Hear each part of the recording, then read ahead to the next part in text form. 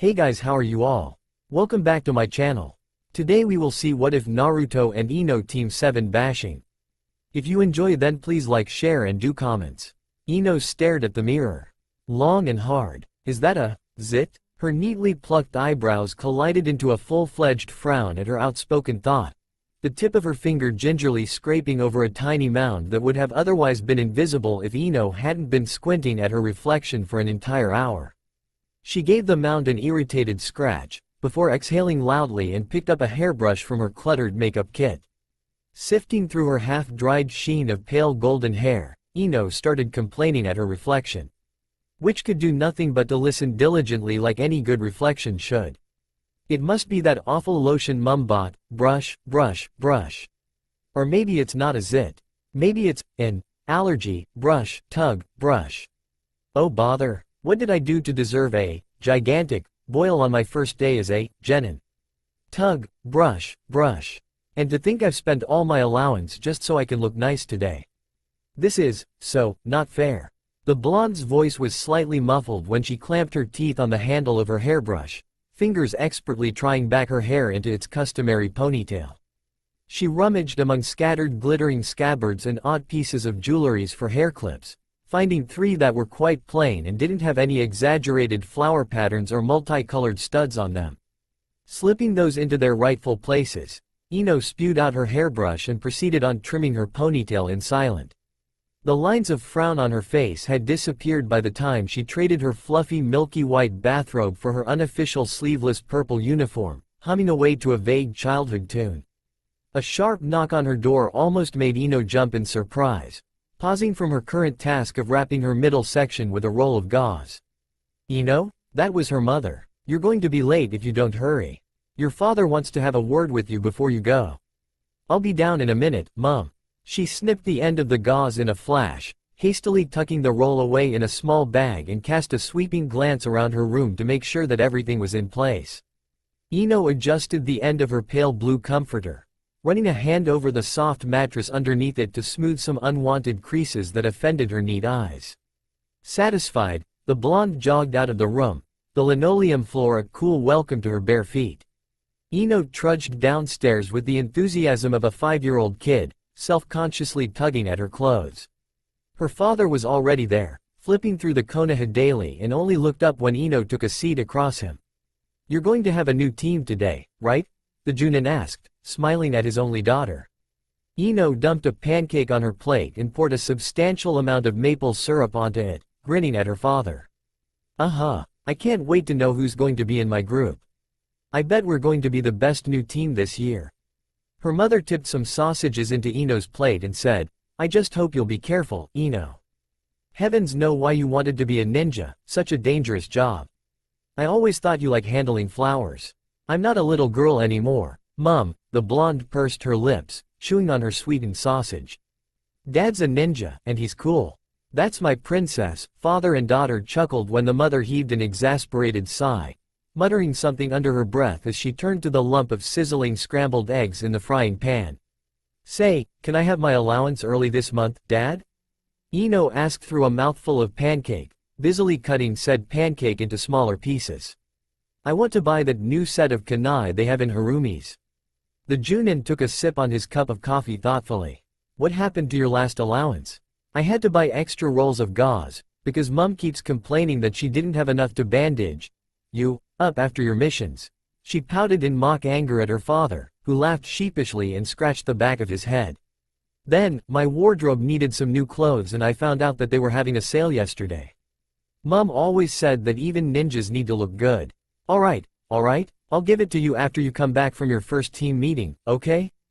Ino swallowed the last of her breakfast and flashed him a wide grin. She spared a glance at an antique grandfather clock in one corner of the kitchen and choked when she saw the time. Washing down all the food with a glass of milk, Ino sprang to her feet and capered to hug her mother and gave her father's cheek a peck. Scrambling into her ninja sandal, Ino glanced over her shoulder. I'm going to make you proud, Mum, Dad, see you later. Yamanaka Saki smiled fondly at her daughter's disappearing figure, a pot of coffee in one hand while another held a plate of scrambled eggs. She looked at her husband and remarked in a warm, soft voice, I think you're right to agree when she told you that she wanted to be a ninja. It's a shame to have all that energy wasted in doing flower arrangements. Ino has the potential. Ino. She folded his newspaper and leaned back into his chair, a small smile playing on his lips. In a teasing, smug tone, he said, "She's my daughter after all. It's in her genes. Of course, dear. Keep telling yourself that. Maybe it'll come true." Hey, what's that supposed to mean? The room was packed with other new genins when Ino sauntered in, searching for familiar faces that didn't annoy her on daily basis. She caught sight of Amy, the snotty bitch / her archenemy, surrounded by a group of twittering admirers, smirking when she saw the girl paled as their eyes made contact. Amy hurriedly looked away, stuttering something to her groupies. Ino shook her head in amusement and made her way towards Shikamaru, before something, or rather, someone, made her stop on track. A mischievous grin made its way onto her face as she eyed Sakura and Sasuke, the latter engaged in a one-way conversation with the former. "Sasuke-kun." Latching herself onto the Uchiha, Ino stuck out her tongue at Sakura, who was gaping angrily at them. It was her favorite game, pissing Sakura off. She wasn't really interested in the sallow-faced Sasuke, preferring her boyfriend to be more talkative and cheerful than Sasuke's patented grunts and air of theatrical angst. The boy was too dramatic for her own liking, anyway. The only reason why she pretended to fawn over Sasuke was Sakura. That pink-haired, forehead girl that had no whatsoever confidence in anything that didn't involve tons of books and loads of memorizing. Ino wanted to help, in her twisted kind of way. "Get away from Sasuke-kun, Ino pig. Make me, forehead girl." Sasuke grunted and disentangled himself easily from Ino's hands, choosing a seat some feet away from the two females. He proceeded to fall into the part brooding, part thinking look that he had perfected over the years. Girls giggled and squealed, guys had to restrain themselves from gagging. Ino raised an eyebrow when a blonde she vaguely remembered from the academy started harassing Sasuke, crouching close to the Uchiha. Too close, in fact. So close that when an anonymous boy accidentally knocked him with an elbow, the blonde stumbled forward and kissed Sasuke. Ino thought she would have died that day when her oxygen supply was cut short from excessive laughter. When she finally managed to wipe the tears away from her eyes, the blonde was on the floor, supporting several large bumps and a facial makeover courtesy of Sakura, who had a maniacal glint gleaming dangerously in her eyes. Sasuke looked traumatized, his usually expressionless face twisted into something akin to a mix of aghast, confusion and mortification. For the second time that morning alone, Ino gasped for breath in between mad bouts of laughter. She was saved from death by asphyxiation when Iruka-sensei walked in and commanded immediate attention. Shoulders shaking slightly in her attempt to not laugh, Ino prodded the blonde with a foot. "Wake up, you idiot," she hissed as the boy stirred. "Iruka-sensei's here." One eye blinked open, followed by a groan. "I'm still alive." "Unfortunately, yes." Ino held out a hand and helped the boy to a seat besides hers, taking in the blue eyes and prominent whisker marks. "You're Uzumaki, right?" "Yeah," he trailed on, wincing when he fingered his bumps. "Sheesh, Sakura-chan gets more and more violent these days." "Ouch. You really are an idiot." She ignored his glare and tossed a handkerchief at the blonde, who quirked an eyebrow in response. "Clean those cuts, whisker face. You might get an infection." "Thanks. Don't mention it." Iruka-sensei shuffled the papers in his hands importantly, before smiling at the expectant faces of the genins. "Now, Team 7 is Uchiha Sasuke." The boy grunted indifferently. "Uzumaki Naruto." The blonde besides Ino groaned in misery. "And Yamanaka Ino." The girl blinked in surprise. That was an unexpected turn of event. Earlier, she thought she would have been assigned to a team that consisted of an Akamichi and a Nara. Her father often told her stories about his efficient teamworks with his fellow Junins, especially Akamichi and Nara. He also told her that his partners have sons going to the academy as well, about her age, and it would be a blast if she could continue the tradition of the Yamanaka, Nara and Akamichi combo. She had nothing against the idea, though Shikamaru grated her nerves with his unmatched lazy acidness, and Choji with foods was just plain disgusting. Before Ino could say anything, Iruka had paved on ahead with the list. Team 8 will be Inazuka Kiba, Aburame Shino and Hyuga Hinata. Nara Shikamaru, Akamichi Choji and Haruno Sakura are Team 10. Your assigned teacher will come shortly after this, and I hope you will all grown up to become the proud shinobi of Konoha. Those who don't are going to hear from me." Cheerful laughter greeted the half-hearted joke. Iruka-sensei bowed and made his way out of the room, leaving the newly promoted genins to chatter happily with their new teammates while waiting for their teachers. Ino was staring ahead at the blank wall, still surprised by the arrangements and thinking how her father would react to it. How disappointed her father would be. Maybe she could meet Iruka-sensei afterwards and demand a change of teammates. Ino distantly felt a hand descended onto her shoulder, snapping out of her musing only when someone began shaking her to and fro. Slapping the offending hand away, Ino glared at its owner. It was the blonde. "What?" she asked, irritated. The boy grinned, a wide, foxy grin that made his eyes twinkle impishly. "You're Yamanaka Ino, right? We're going to be in a same team." Ino sighed heavily. "I happen to realize that, Uzumaki. Call me Naruto. It's weird having your teammate calling you by your last name every time." "Then you can call me Ino," she said, smiling a bit despite herself. She looked around, before turning to Naruto. "Where's our last teammate?" "Sasuke bastard? He's somewhere," was the vague reply she got from the blonde genin. "Probably hiding from his fan club. Again. Poor boy," snickered Ino, toying absently with her ponytail. "This is boring. I wonder when our sensei will come." Naruto cracked his knuckles and exclaimed confidently, "He's probably on his way right now." 3 hours and a peeved blonde later. "Where the hell is that goddamn sensei?" Yawning, Ino allowed her head to rest on the table, eyes scanning the room without much gusto. It was empty, save for Naruto, who was hyperventilating in front of her, Sasuke, who was brooding at the other end of the class, and herself. No whatsoever sign of any sensei. All the other teams had long departed with their respected teachers, who unlike theirs, arrived in time. She had shrugged in pity at Sakura, who had stomped sulkily behind her teammates in a tow. The pink-haired girl shot Sasuke one last longing look before disappearing down the hallway, the same direction Ino wished she had gone 3 hours ago. Noticing that Naruto was fiddling with a blackboard duster, Ino lifted her head and asked, "What are you doing?" "It's a punishment for our unpunctual sensei," the boy replied cheekily, giggling as he set the duster on top of the sliding door. Jumping down from the stool, Naruto clapped his dusty palms together and grinned. "Now we just have to wait for that late dumbass.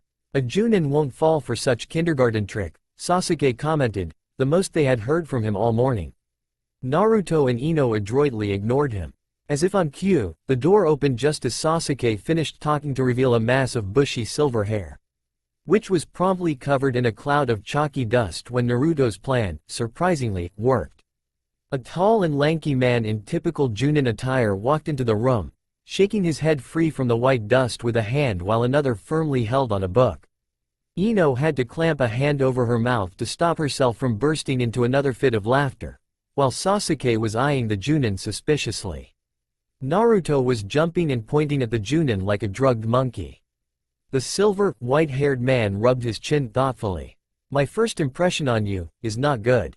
Awkward silence ensued. 10 minutes later, they were already seated outside, Naruto sitting between Ino and Sasuke with their Kakashi-sensei propping his chin up with a hand in front of them. His one visible eye was regarding his new charges lazily, one of his hands rested across his knees.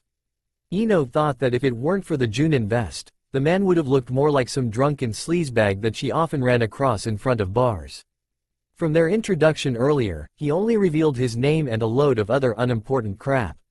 Naruto had an insane ambition to become the next Hokage. Ino also found out that Sasuke had homicidal urges. "Boys, now that we've known one another, we only know your name," Ino pointedly interjected, arms crossed against her chest. Kakashi ignored her and continued on. "Next meeting is tomorrow, at the clearing by the bridge. I want you to be there by 8, and don't eat any breakfast.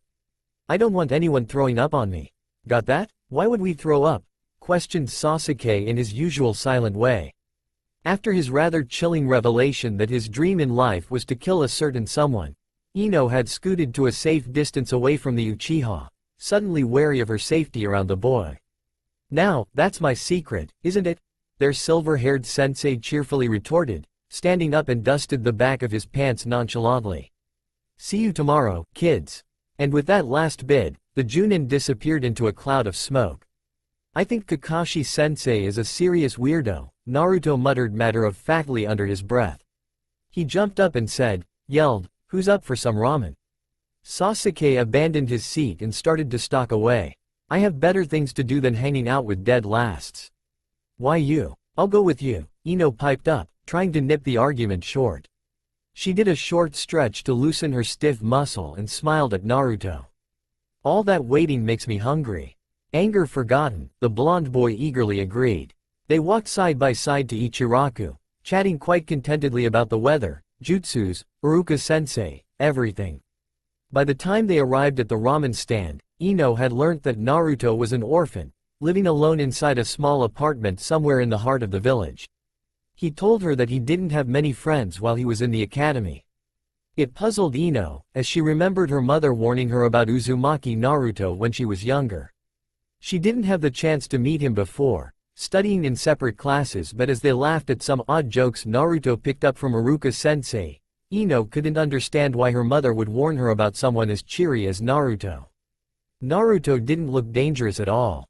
The welcoming warmth of Ichiraku ramen made Ino's stomach grumble, nodding at the owner as she parted the curtain. The stand was deserted by the time they claimed 2 stools, sitting cozily together. "What will you two have?" the owner asked, his voice thick and friendly. "I want beef and shrimp ramen." Naruto: "I'll take vegetarian ramen, thank you." Ino: "Vegetarian? What's the point of eating ramen if you want veggies?" "The point is that it's healthy, whisker face." "Stop calling me whisker face. Then stop criticizing my eating preference. Order up." Still glaring at one another, Ino and Naruto swiftly snatched one bowl each, jabbing at the innocent noodles vindictively with their chopsticks whilst their eyes were locked in a glaring match. When both finally turned their attention back to their bowls of ramen, they immediately realized their blunder. Ino ended up with the beef and shrimp ramen, while Naruto had her vegetarian one. Cheeks coloring slightly at the mistake, Ino looked up from the bowl and offered an apologizing grin to the blonde boy beside her.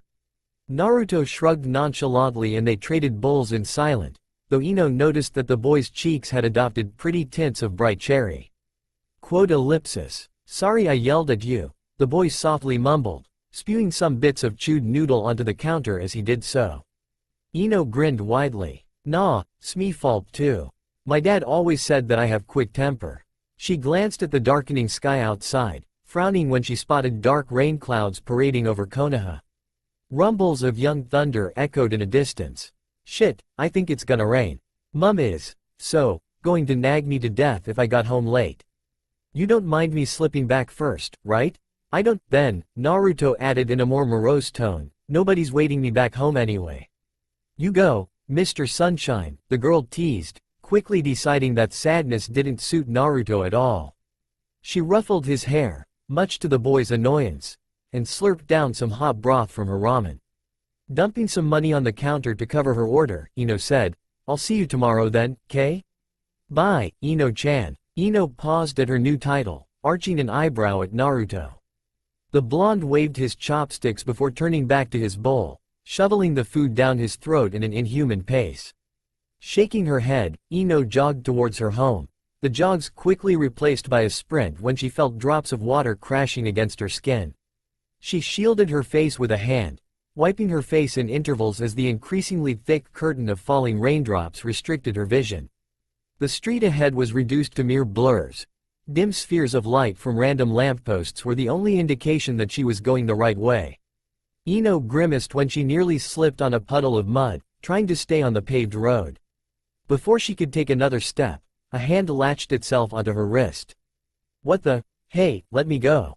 Ino instantly regretted yelling when filthy rainwater rushed into her lungs from her opened mouth, causing the girl to cough and spluttered painfully, her chest heaving from the sheer effort to keep breathing. The hand yanked Ino away from the road underneath her feet, dragging her towards an unknown direction. Ino struggled against the firm grip, succeeding only in making its owner tighten the cold fingers over her flesh. Fear manifested itself inside the girl's mind, squeezing her heart with undiluted panic.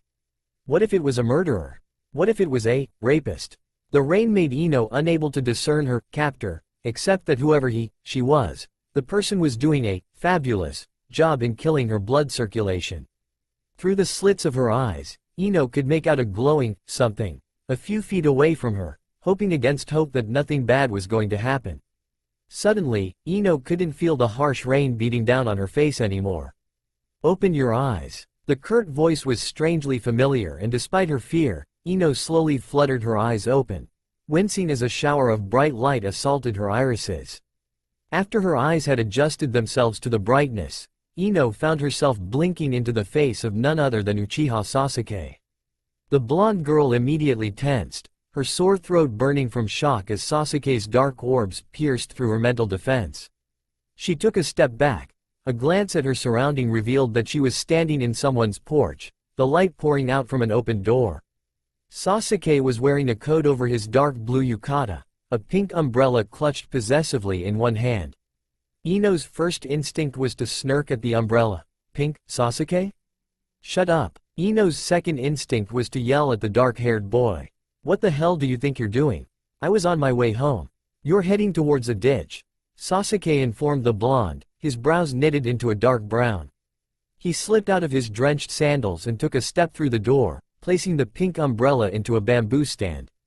Leaning against the doorway, the Uchiha said, "Kakashi-sensei wanted to meet the three of us. He'll be pissed to find your body inside that ditch tomorrow." "Wow, that's like the first time I heard you complete a whole sentence." "I'm impressed," Ino said, deadpan.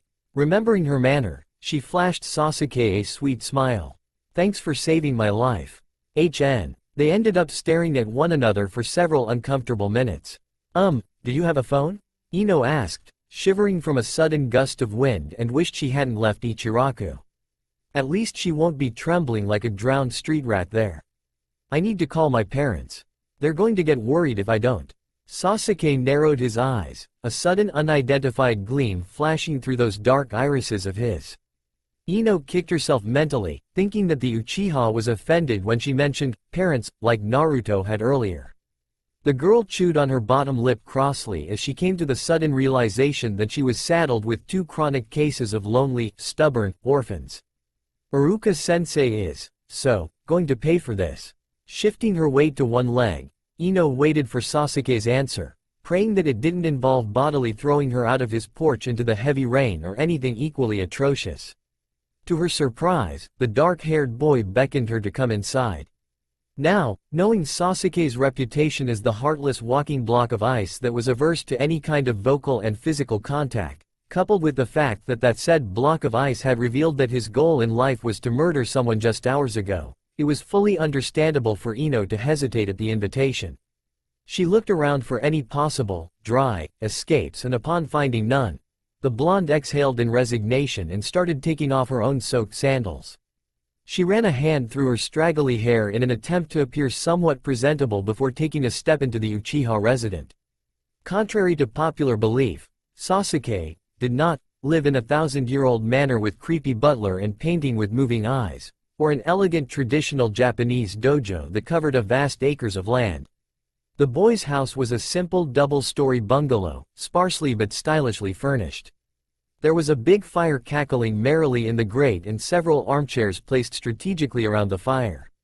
On one end table was a leather-bound book, a bookmark sticking out from its many yellow pages. Ino followed Sasuke into a dimly lit hallway, wrapping her arms tighter around her quivering body with every step that she took. They eventually stopped inside a clean space that resembled a kitchen. Here, Sasuke shoved a cordless phone into her hands, moving to a set of high cabinets and began searching for something.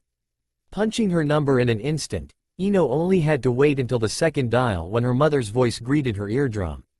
"It's me, Mom. I'm okay. I know I should have called earlier." "No, really, I'm okay. I'm at a friend's house." "No, I'm not at Seiyu's." "Don't worry, I'll get back as soon as the rain stops." Tell Dad I'm sorry, okay? Love you too. Bye." Something fluffy smacked her right into the face, Ino's nose picking up the lingering scent of a fabric softener that she often used. She raised a hand to clutch at the object, which turned out to a small pink towel, and the culprit was standing with his back against the refrigerator. Placing the phone onto the tiled counter, Ino grinned in gratitude at Sasuke and wasted no time to rub her hair dry.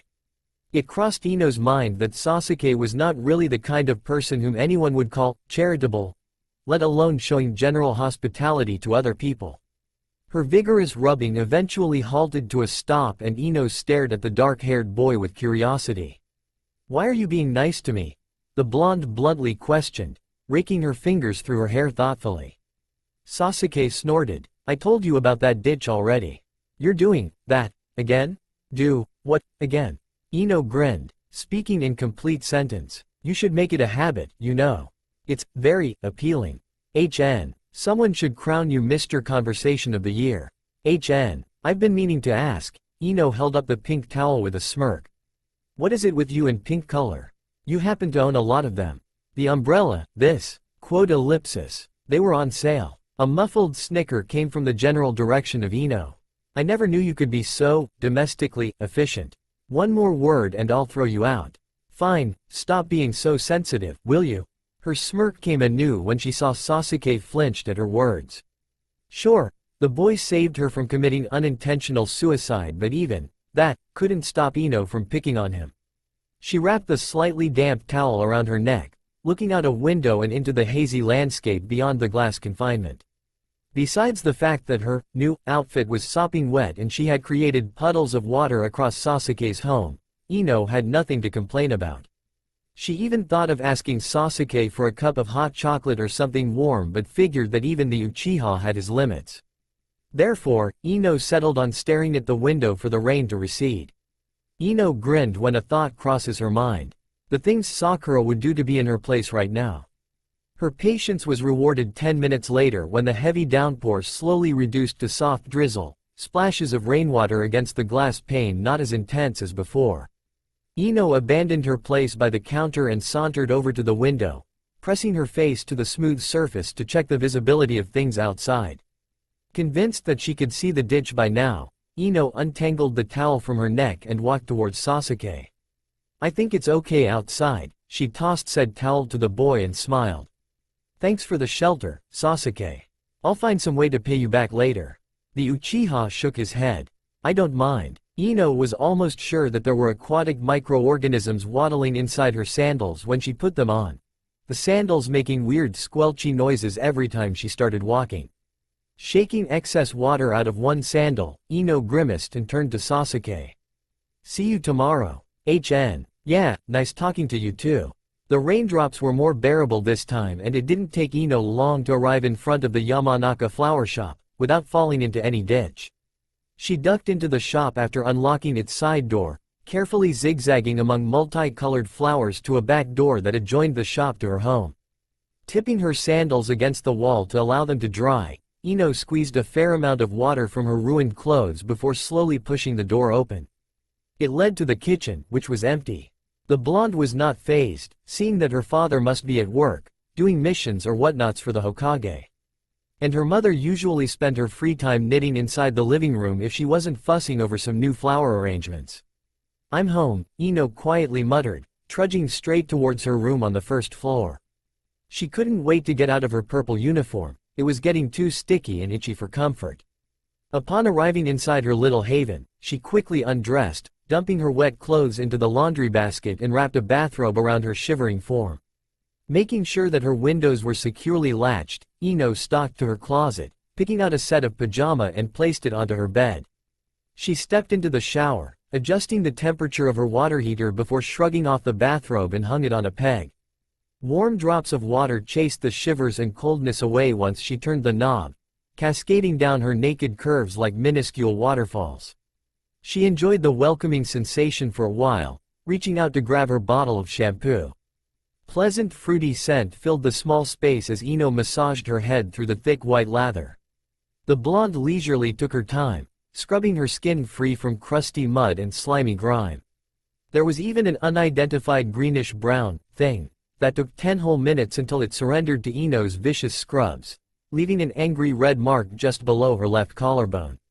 Finally turning the shower off, Ino groped blindly for a towel and stumbled into the main vicinity of her room. She heard the front door slammed shut as she buttoned the last of her pajama top, her lips stretching into a wide smile when Ino recognized the pattern of footsteps echoing throughout the house. It was the sort of uneven, tired pitter-patter that could only belong to her father. She dried her hair as fast as possible, tucking some hair behind her ears and bounded downstairs. "Hey there, princess," Inoshi raised a hand to greet his daughter, slouching in front of the dining table tiredly.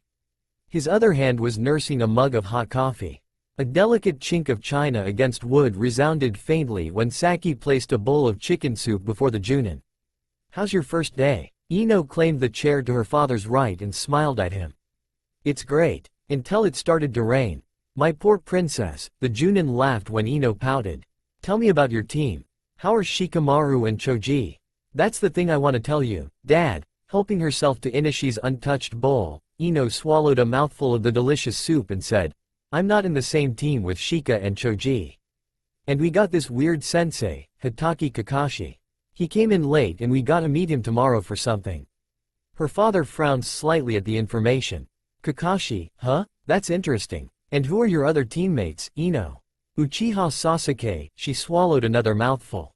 "And Uzumaki Naruto." A loud clang made Ino jump, almost upsetting the table when she spun to face her mother. There was a large pot rolling on its round bottom by Saki's feet, but what surprised Ino was the expression on the woman's face. It was a livid combination of fear and anger. Inoshi was on his feet in a second, holding his wife's shoulder and whispered something to Saki. Her knuckles were turning white from the tight grip she had on a ladle, her lovely ocean blue eyes glazing over with an unfathomable look. Ino stared at her mother and then at her father before turning back to Saki. Before she could say a word, Inoshi pinned her on the spot with a warning glare. "Ino, please go back to your room." The black-haired Junin's voice was laced with atypical authorization. Now, the blonde girl stood her ground stubbornly, something she had inherited from her father. But, now, the order was said with such firm tone that it left no room for objection. Ino hesitated at first, but wisely succumbed to her father's glare and left the kitchen, walking as slowly as humanly possible. She was almost all the way up to the first floor when she heard her mother's voice, barely above whisper at first, but was rapidly rising into a crescendo. Pausing, conscience fought a gruesome battle with curiosity, to which conscience was mercilessly beheaded by the latter. Ino stealthily sneaked a few steps down, convinced that the shadows could hide her from Inishi's trained eyes. Her parents were sitting by the table, Saki's hands clasped tightly in Inishi's larger ones. The woman seemed to be at the verge of tears. "We, Iruka-sensei, change teammates." The words that flowed from Saki was punctuated with a growl, her strained voice barely audible. Ino shifted slightly to gain a better angle. "Can't believe, my Ino, that, demon, same team." "Demon?" Ino scowled, perking her ears to catch the words. "What demon?" She couldn't understand what her mother was talking about. It seemed as though Saki was convinced that there was a demon in the same team as the blonde girl. But that was ridiculous. Ino couldn't actually imagine Naruto or Sasuke being demons. Not the cheerful whisker face. And certainly not that brooding dark-haired boy that had rescued her from death by ditch. If Sasuke was a demon, then she certainly wouldn't be home, right? It was too far-fetched. More confused than she had ever been, Ino continued on eavesdropping. It was her father's words that caught Ino's attention. "He's not demon. The fourth sacrificed vessel, small boy. To judge him, unfair. Should believe in the third." The voices were muffled after that and Ino couldn't make out anything other than she had heard. Risking a peek into the kitchen, Ino saw her father wrapping his arms around the sobbing woman in a soothing hug. Weariness was reflected clearly on Inishi's feature, like he had grown old just in a matter of minutes while they were having their conversation. Carefully treading up towards her room, the scowl on Ino's face was replaced by a worried frown. What could possibly make her usually composed mother freaked out like that? And what was that about a demon, the fourth and sacrifice? The blonde girl silently flicked off the light in her room, though she remained wide awake under the safety of her blanket. What demon? Imaginary enigmatic patterns flashing across the ceiling finally lulled Ino into a deep, dreamless sleep. Must kill Kakashi-sensei. Confiscate that dirty book of his. And then shove those bells down his throat. The thought had occupied a major portion of Ino's mind as she scratched the back of her neck, scowling darkly at a small insect that were currently buzzing and annoying the hell out of her. She tried to swat the pest away, failed at that but succeeded in making the leaves that were covering her bristle, loudly, from her wild movement. Slinking back under the shadow, Ino scanned the clearing warily for any sign of silver hair or faint chime of tiny bells. Noting that her purple clothes were not exactly a perfect blend with her green camouflage, the blonde girl exhaled in frustration. Stupid bushes. Stupid test. Stupid Kakashi-sensei. Her stomach rumbled in protest. Stupid hunger. Shifting her elbows to a more comfortable angle, Ino concentrated on the task at hand, trying not to think much of amputating, maiming a certain perverted sensei that clearly had a twisted sense of who should and shouldn't be a shinobi. Not only that they had to wait 3 freaking hours for Kakashi-sensei to finally poof into existence, they had to hear his pathetic excuse of some lost kitten and a sneezing cow. Really, it was bad enough that he would only allow 2 of them to pass the test. That sadistic Junin also wanted them to fight him for the opportunity. Ino didn't like the direction this test was taking, frankly because she couldn't possibly choose between her 2 teammates if she was ever given the chance.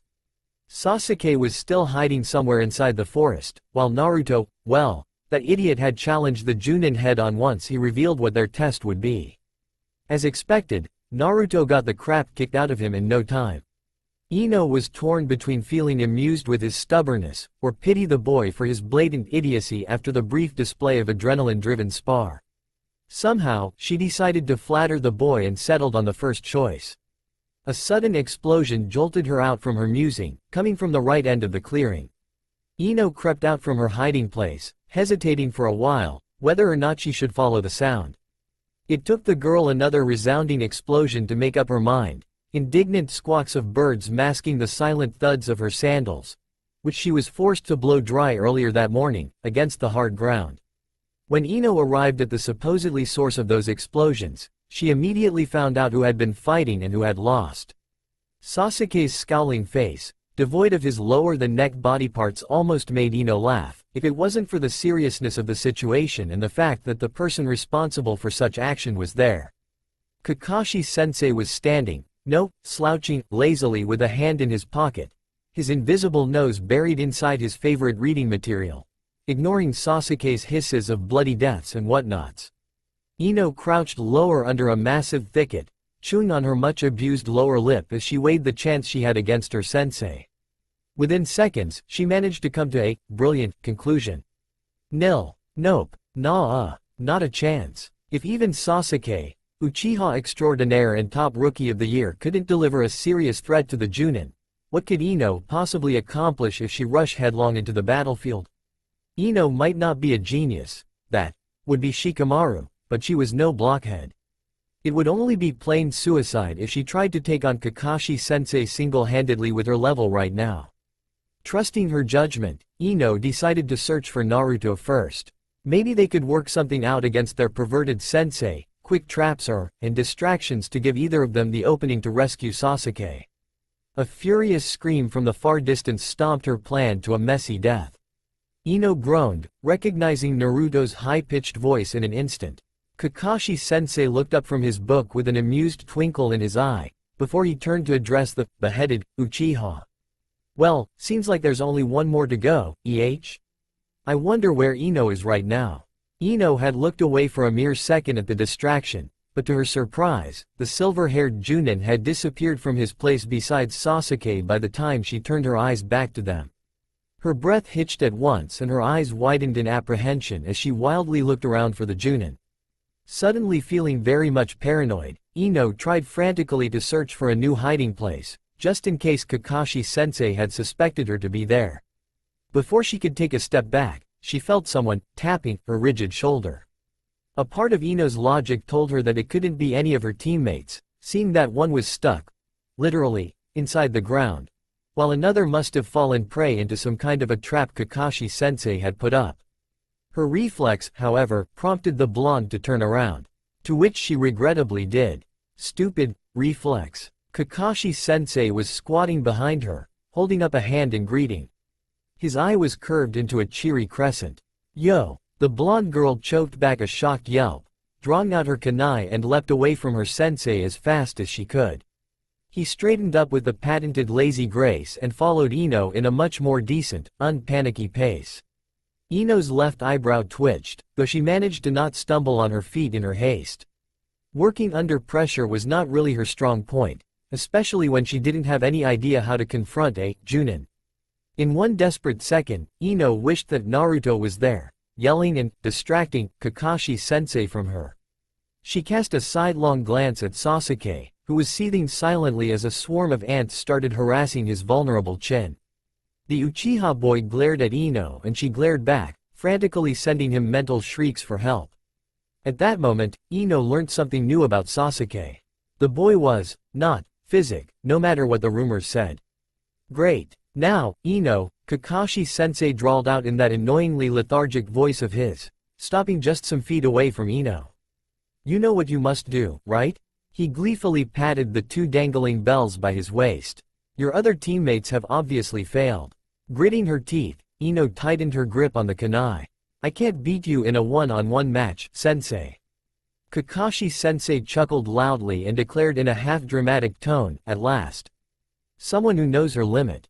His chuckle stopped just as abruptly as it had begun, his eye hardened to adopt a near-dangerous glint. Ino felt cold shiver racing down the length of her spine. You do realize that you'll fail if you can't get the bells, don't you? The girl swallowed hard. Yes, but hell might as well start spewing forth ice cubes if you expect me to surrender without a fight. I think, the Junin rubbed his clothed chin in mock thoughtfulness, prolonging the silence while he watched Ino squirming uneasily on her guard. That it's time for a break. A sudden piercing alarm screech rang throughout the forest, punctuating the Junin's offhand statement. Ino blinked in confusion. Wah! Lunch! Kakashi-sensei exclaimed happily, tucking away his dirty book and sauntered towards Sasuke, who was ruthlessly annihilating persistent soldier ants with his ravaged chin. He grinned at the frowning boy. Having fun down there? HN. Pocketing her kunai, Ino couldn't decide if she should feel relieved or piqued at the interruption. Kakashi-sensei had been practically goading her to attack, which she would have done if it weren't for the alarm. Said sensei had seized Sasuke by the scruff of his shirt, pulling the boy effortlessly out from the ground and nonchalantly dumped him beside the Sasuke-sized hole. Crumbs of soil and bits of grass clung stubbornly onto Sasuke's clothes. His white shorts flaked with dirt. He brushed an irate hand over them, tilting his head just so his eyes could meet Ino's, daring the girl to make some kind of a snide comment over his failure. Shrugging, Ino resisted the overwhelming temptation to do so, just to annoy Sasuke and show the Uchiha that he wasn't as good as everybody thought he was. Instead, she turned on her heels and followed Kakashi-sensei, who had begun to walk away. Falling in sync with her sensei's idle strides, Ino said, I would have fought you, you know. Back then, from the corner of her eyes, she caught sight of Sasuke, 10 or 11 steps behind them, the frown a permanent feature on his pale face. An amused eye peered at her, before turning its attention back to the pages from the orange book shoved underneath the covered nose. I know. Ino opened her mouth to say something, a sharp retort or a sarcastic snap at the bland reply, but found the words lost from the built-in automatic processor inside her brain. Kakashi-sensei was not mocking her. He was, as Ino grudgingly realized, acknowledging her. That mere understanding settled snugly inside her stomach, making her senses tingled with an awkward sort of appreciation. Ino closed her mouth noiselessly, almost guiltily, and allowed their brief walk to lapse in silence, except for the pleasing crunch, crunch of leaves underneath the hard soles of their ninja sandals. The warm shower of sunlight was almost completely obscured by the thick canopy of jade leaves, lonely rays impaling themselves onto the uneven floor, clusters of dried leaves and twigs snapping near unison as they made their way to the clearing. You dirty cheating perverted sensei. Let me down. They heard Naruto before they could see the blonde boy. Ino's eyes widened in astonishment when she saw a dangling Naruto shaking his fists and cussing most inappropriately at Kakashi-sensei. He was suspended in mid-air by a sturdy rope around his ankle, steps away from the two bento boxes that Kakashi-sensei had placed on a boulder before they began the test. His face was quite red, no doubt from the blood that must have rushed towards his head from Kami know how long he had been hanging like that. Kakashi snapped his book shut, a look of wicked glee in his eye as he sauntered towards Naruto, apparently turning a deaf ear at insults echoing around them. Ino winced when the Junin swiftly cut the rope with a kunai, resulting in Naruto having his head cracked against one of the many protruding tree roots. She vaguely heard Sasuke grunted in a distance. "Oh, serves you right." Kakashi crossed his arms against his vest, one visible eye pinning Naruto with an intense glare. "And who's the one cheating, huh?" He waved airily at the bento boxes, which were also glaring at the sheepish boy. Pushing aside the fact that bento boxes did not have eyes to manage such impressive feat. Ino tilted her head to a side as Kakashi-sensei dragged Naruto to a pole, erect in front of the boulder for a reason that was yet to be revealed. She didn't have to wait long.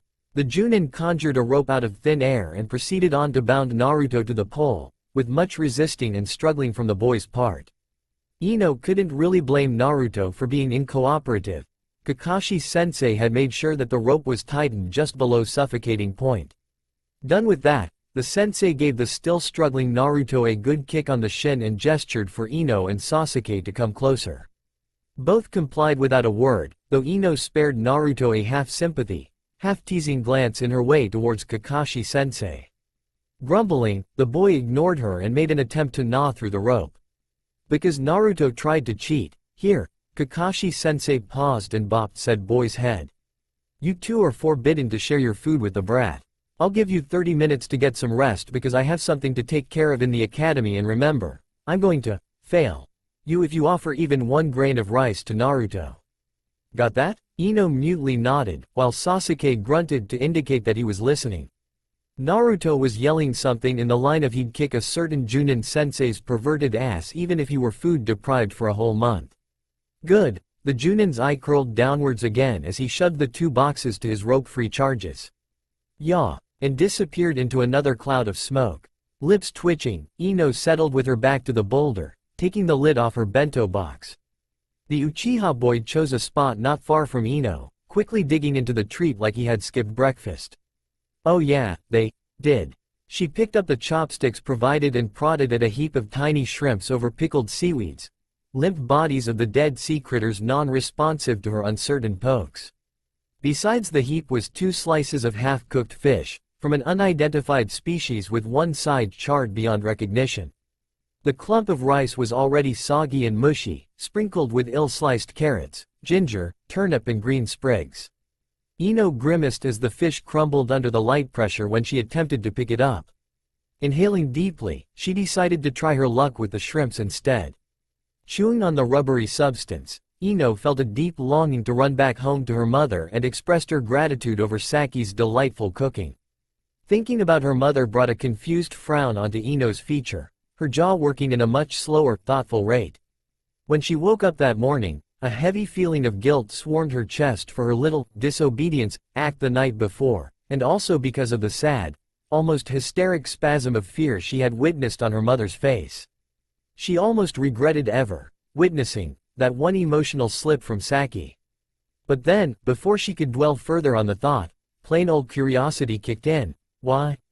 The one thing firmly etched onto her memory, the one thing that made her morning shower less relaxing than usual was the repeated mentioning of a demon. One of her teammates was a demon, or so her mother seemed to believe. But her father didn't look like he shared the same belief. She only found Inoshi inside the kitchen when she had ambled downstairs, declining breakfast because Kakashi-sensei had told her to, that cunning bastard, and asked for sake. Inoshi took an extra minute sipping, pondering over his coffee before telling Ino that her mother was still in bed, complaining of a migraine attack and unable to see her off. Perhaps Inoshi saw the worries reflected inside Ino's blue eyes, or perhaps he just felt like being all cuddly that morning. The Junin gave her daughter a tight, soothing hug, the one Ino remembered he gave Saki the night before.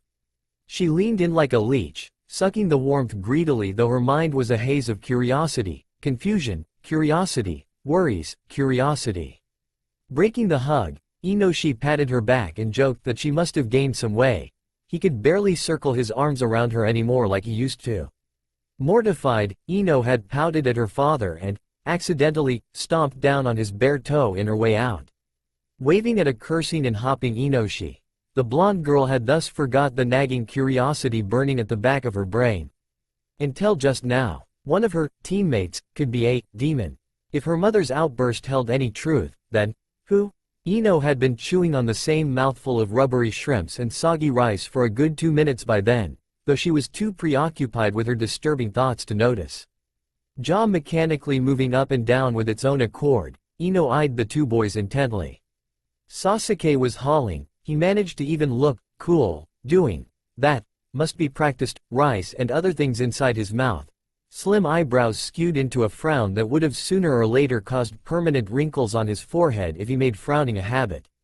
His dark eyes were focused on his feet, a guarded look concealing whatever there was inside those orbs. Like a wall, or some sort of an obdurate facade. As if he was afraid that someone was going to look, to pry into his eyes and see something there. A weakness, perhaps, underneath all those macho, high and mighty act he strutted on.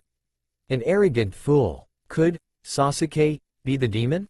She finally swallowed the finely mashed ball down her throat, swiping her tongue over her lower lip in order to ignore the odd, nearly nauseating taste spreading out from her stomach. Despite that unpleasant sensation, Ino separated some better-looking shrimps. They're all dead anyway. Then the others, picking those shrimps and absently put them inside his reclining mouth.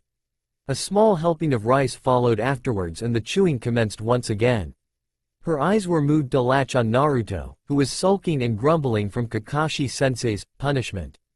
A sudden gust of wind barely ruffled his spikes, golden sunlight highlighting the lines around each spikes, giving them some sense of an individual aesthetic value.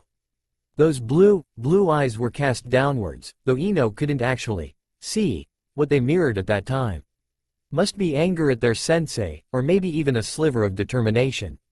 Her eyes fell on the deep whisker marks by the boy's cheeks and Ino blinked, chopsticks askew. What did cause those scars? An accident? A fight with other boys? What? And then, Naruto's stomach chose that exact moment to grumble loudly.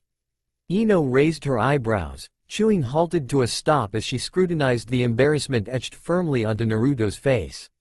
His cheeks were burning a deep magenta and his head hung as low as his bind allowed, muttering incoherent words under his breath. Sasuke also looked up, though he had something close to a sneer playing on his face. Ino's facial nerves worked themselves into a scowl of disapproval, before she stared down at the bento box rested on her lap. At the soggy, mushy rice with garish topping. At the now scattered dead shrimps.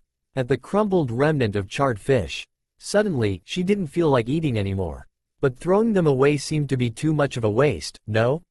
Her eyes darted back to Naruto, who had ceased muttering, then down at the bento box. Fingers curled resolutely around the sharp edges. To hell with Kakashi-sensei's warning. They're teammates, damn it. Want some? Naruto whipped his head to the source of that voice, startled eyes meeting calm, patient ones. I said, do you want some? Ino picked on the carrots. They're awful, anyway. You're only giving them to me because they're awful, huh? The incredulous tone was not lost to Ino. Both blondes shared a chuckle together. Smothering down the small ripple of motion through his tied body, Naruto gravely shook his head and said, in an uncharacteristically low voice, I don't want you to fail because of me. That's not fair. Ino shifted on her other foot, annoyance surfacing at the refusal. The offered ball of rice by the tip of the chopsticks hovered dangerously close to Naruto's nostrils as she curtly snapped. The only thing unfair here is that I have to suffer bad foods, and you're not. I bet Kakashi-sensei made them to test our endurance against poisons, most probably the deadliest ones.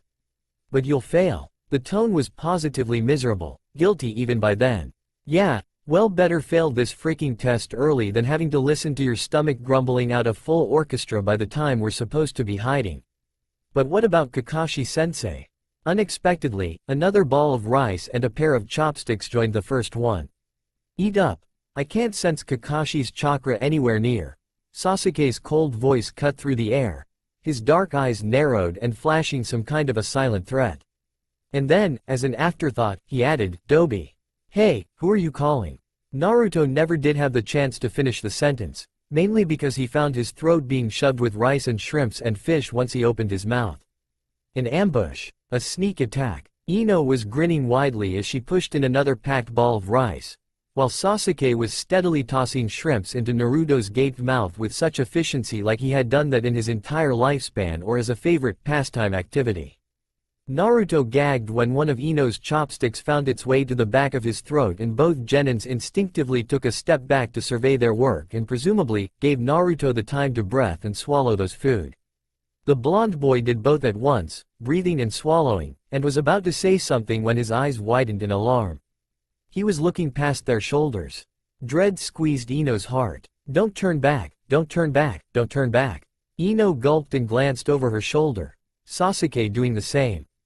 "Kakashi-sensei, you." The silver-haired Junin was advancing towards them rapidly, a maniac fire flaming inside his visible eye, making the cobalt irises burn with orange and red tinges. He was pointing his index finger at them, bushy silver hair wilder than ever, and he was actually doing a pretty good job in scaring the hell out of Ino. "Are going to fail. Fail, fail, fail, fail, fail, fail." Ino grinded her teeth together. "Fail. All passed. What?" Three jaws hung open. Sasuke's was not that obvious, and they gawped at Kakashi-sensei, who was beaming at them. The Junin stood with his hands on his hip, waiting for his students to snap out of their trance-like state and cheer or demand explanation or smack him or anything. Crickets chirped, birds squawked overhead, and someone's house caught fire in the village, but the three stunned genins made no whatsoever attempt to break the silence. Ino was still wearing that "drat I'm going to fail" look on her face. Bits of rice were trailing down Naruto's mouth and Sasuke's chopsticks were slack in his nerveless fingers. Kakashi-sensei impatiently tapped his foot, the furious tap, tap, tap, sending some kind of a coded signal to his students. Sasuke was the first one to recover his cool, closing his subtly parted lips, and growled at Kakashi-sensei.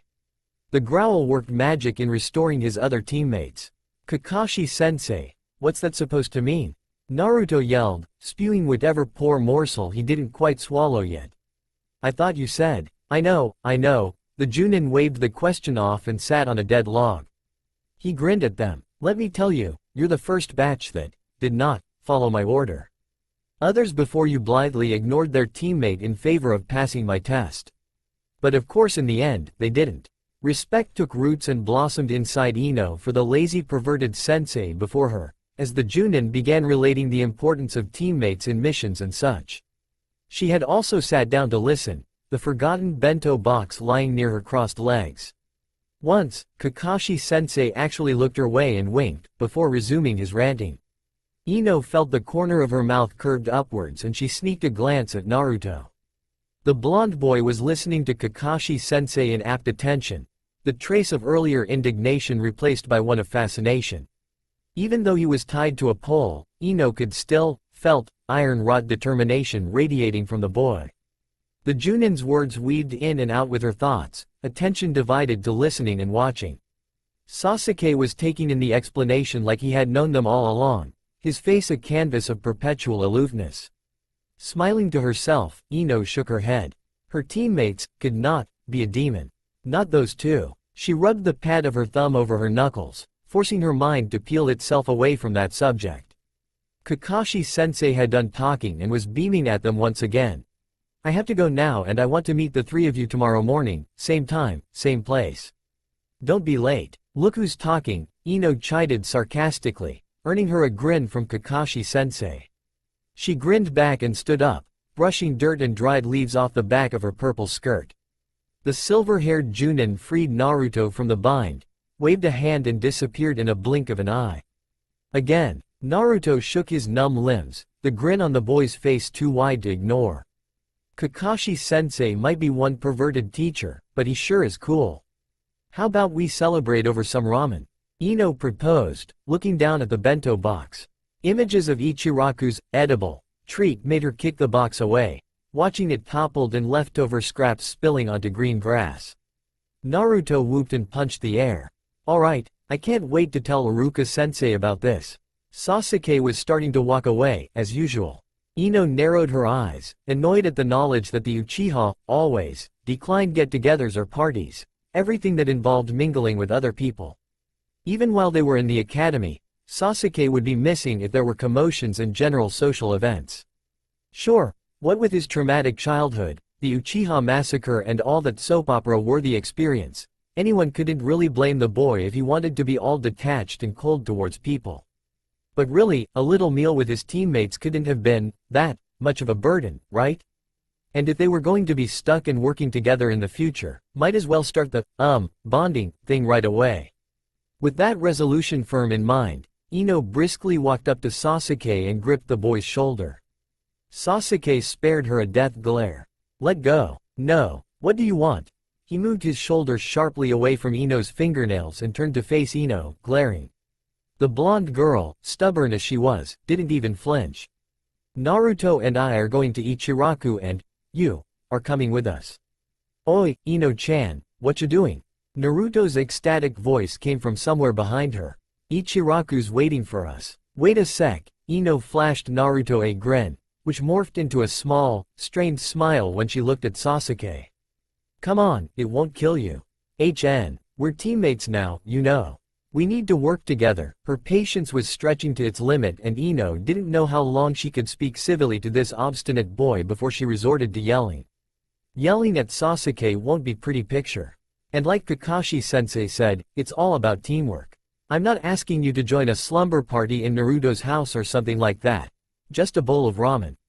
Please? Sasuke looked like he was going to grunt and stalk away, but to Ino's surprise, he simply heaved an almost exasperated sigh and muttered, just one bowl. That's good enough, Ino chirped, clapping her hands together in satisfaction. Even Mr. Ice Block Uchiha had to succumb to her charm. Unconsciously, Ino grabbed Sasuke's hand, like she had often did to Shikamaru every time she dragged the lazy boy to practice. She completely missed the brief shock on the pale face, bounding energetically towards the waiting Naruto. Last one to the stand's impotent. And then, I told Iruka-sensei that if he couldn't get a date to the ball, I'll use my Wai no Jutsu and be his date. He got all panicked because he didn't want some nude girl tailing him around. Ino sniggered, choking on her noodle. So did he get a date after that? Yeah, some Chunin woman with this huge boil on her right cheek and really funny nose. Like a swollen pear, Naruto cackled again, settling his empty bowl on the wooden counter. He couldn't say, no, ya no, 'cause he have to go to the ball and he have to bring a date. Iruka-sensei called in sick last minute, but I saw him hiding every time he sees the Chunin woman. Poor Iruka-sensei, the girl chortled, shoulders shaking with laughter. And to think I had a massive crush on him when I first saw him in the academy. She sighed at the fond memory. When Ino realized that Naruto was gaping at her, she shrugged. Hey, he's cute, okay? I couldn't help it. I was, 8 years old at that time. Sasuke, no grunting while eating, Ino teasingly admonished the Uchiha, grinning over the rim of her bowl at him. Sasuke was still on his first and only bowl, methodically picking on the strips of fried chicken, then the shrimps, healthy dead ones this time, and lastly, the coiled noodle. It was as if he was meditating over his ramen. Naruto stacked his fifth bowl onto the others and said, Are you, ever, going to finish eating, Sasuke bastard? Shut up, Dobi, snarled the dark-haired boy and picked on his shrimps. And then, his noodle. Meticulous, I'm telling you. Leave the guy alone, Naruto, Ino interjected, cutting Naruto halfway through his impending outburst. She fished some notes and coins, tossing them onto the counter. Raising an eyebrow at the blonde boy, Ino asked, Are you done? Naruto wiped his mouth with the sleeve of his orange jumper, glowering slightly at Sasuke. Yeah, why? You said you want to meet Iruka-sensei, Naruto nodded. I want to tag along. It's been quite a while since I met sensei. Sure. He slipped off the stool and placed some crumpled notes on Ino ones. Jerking his chin at Sasuke, who was by then picking on his chicken strips, Naruto said, What about mute guy over there? Ino whopped the back of Naruto's head. I'm sure he knows his way home. If he doesn't, he can always sleep in the park. They have enough benches. Sasuke actually looked up at that and death glared Ino. Yosh, let's go. Naruto, look out for that. Oh, branch. You really are an idiot, aren't you? Grumble grumble grumble. I heard that, whisker face. Can we stop at my apartment first?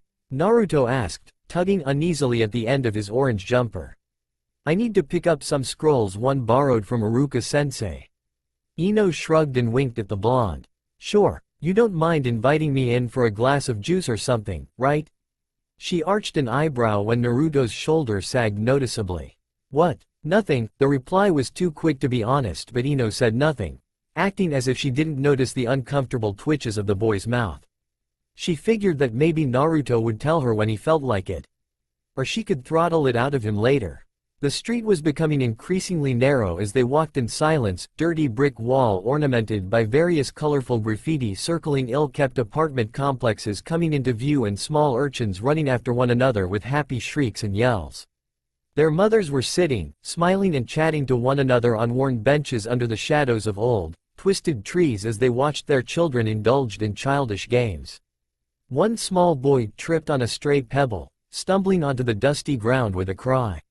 His mother scrambled to his side in an instant, cooing and crooning soothing nonsense until the boy's cries was reduced to hiccups and sobs. His friends clustered around him, waiting for the boy to get on his feet and back to their game. Ino was surprised when she glanced at Naruto. The eyes that used to sparkle mischievously were staring at the sobbing kid and the middle-aged woman in envy. A gleam of sadness and pure loneliness permeating those sky-blue irises. Ino's heart ached painfully at the sight. Ino wanted so badly to come up a witty remark, whop the back of Naruto's head or argue about something ridiculous until their throats run dry, just so she could bring that annoyingly cocky grin back, or to hear the boy yelling in irritation at her. Sadness, really, didn't suit Naruto at all. It dulled his eyes horribly, and for a split second, it was as though it was not Naruto who walked beside her at that time. Not the cheerful, hyperactive Naruto that she knew. Instead of all that, Ino couldn't bring herself to do anything. Her hands hung strangely limp by her side, guilt seeping slowly into her conscience for seeing something that she should not see. Like she had pried into Naruto's deepest secret without his consent. The small boy had already jumped onto his feet, crowded by his noisy friends before they ran to another place, to play another game. Ino tucked a few strands of hair that had escaped her ponytail behind her ears, words failing the girl for the first time. My place is on the 3rd floor. Naruto suddenly spoke up and Ino realized that they had stopped in front of one apartment complex. It was shabby and tattered with rusty set of gates that creaked loudly when Naruto pushed them open. The once cream-painted wall chipped in places and tired-looking shrubbery struggled to continue blooming on the barren ground. Laundry swayed on weary lines from numerous balconies, the wind carrying voices and other unidentified noises to surround the two genins. Several women scurried around those balconies, scooping random objects or clothes before hurrying into their apartments when shrill cries or yelling started to resound inside. The pain constricting Ino's heart hardened, intensified by 100-fold. Naruto lived here? She glanced at the blonde boy, whose eyes were no longer supporting the sad look but were carefully cheerful. As if Ino had only imagined his reaction before. She clenched her fists, the muscle of her face taut into a grimace. Naruto led her to one side of the complex, where poorly trimmed hedges bordered the sidewalk and cluttered debris and litters lay forgotten on the pavement. The stairs were in similar state of neglect, and as they mounted it, Ino wrinkled her nose when a repugnant smell assaulted her nostrils, some kind of a mix of day-old puke and overcooked cabbages. There were people yelling above them, before the yell eventually died down once they arrived at the landing. Two elderly women were facing each other, their thin lips twisting into sneers of plain disgust and hatred as their tiny, watery eyes glared at Naruto under white eyebrows. One of them, who wore an oversized nightgown with flamboyant flower patterns, actually spat onto the filthy floor and with a last glare directed to Naruto, retreated into the confinement of her grimy apartment and slammed the door shut. The other woman mirrored her friend's action, with an even louder slam. Ino blinked in complete disorientation and turned to Naruto for an explanation, only to find the boy fumbling with his keys. Naruto inserted one key into the keyhole, turning it and twisted the doorknob without leaving his eyes off the door. Finally looking up to grin at the dumbfounded Ino, Naruto exclaimed, "Are you going to come in or do you want to wait outside?" "In, I guess," Ino pushed the curiosity that was, again, nagging at her to the back of her brain, slipping off her ninja sandals at the entrance. She placed them beside Naruto's and allowed her eyes to roam around Naruto's small apartment. There was not much inside.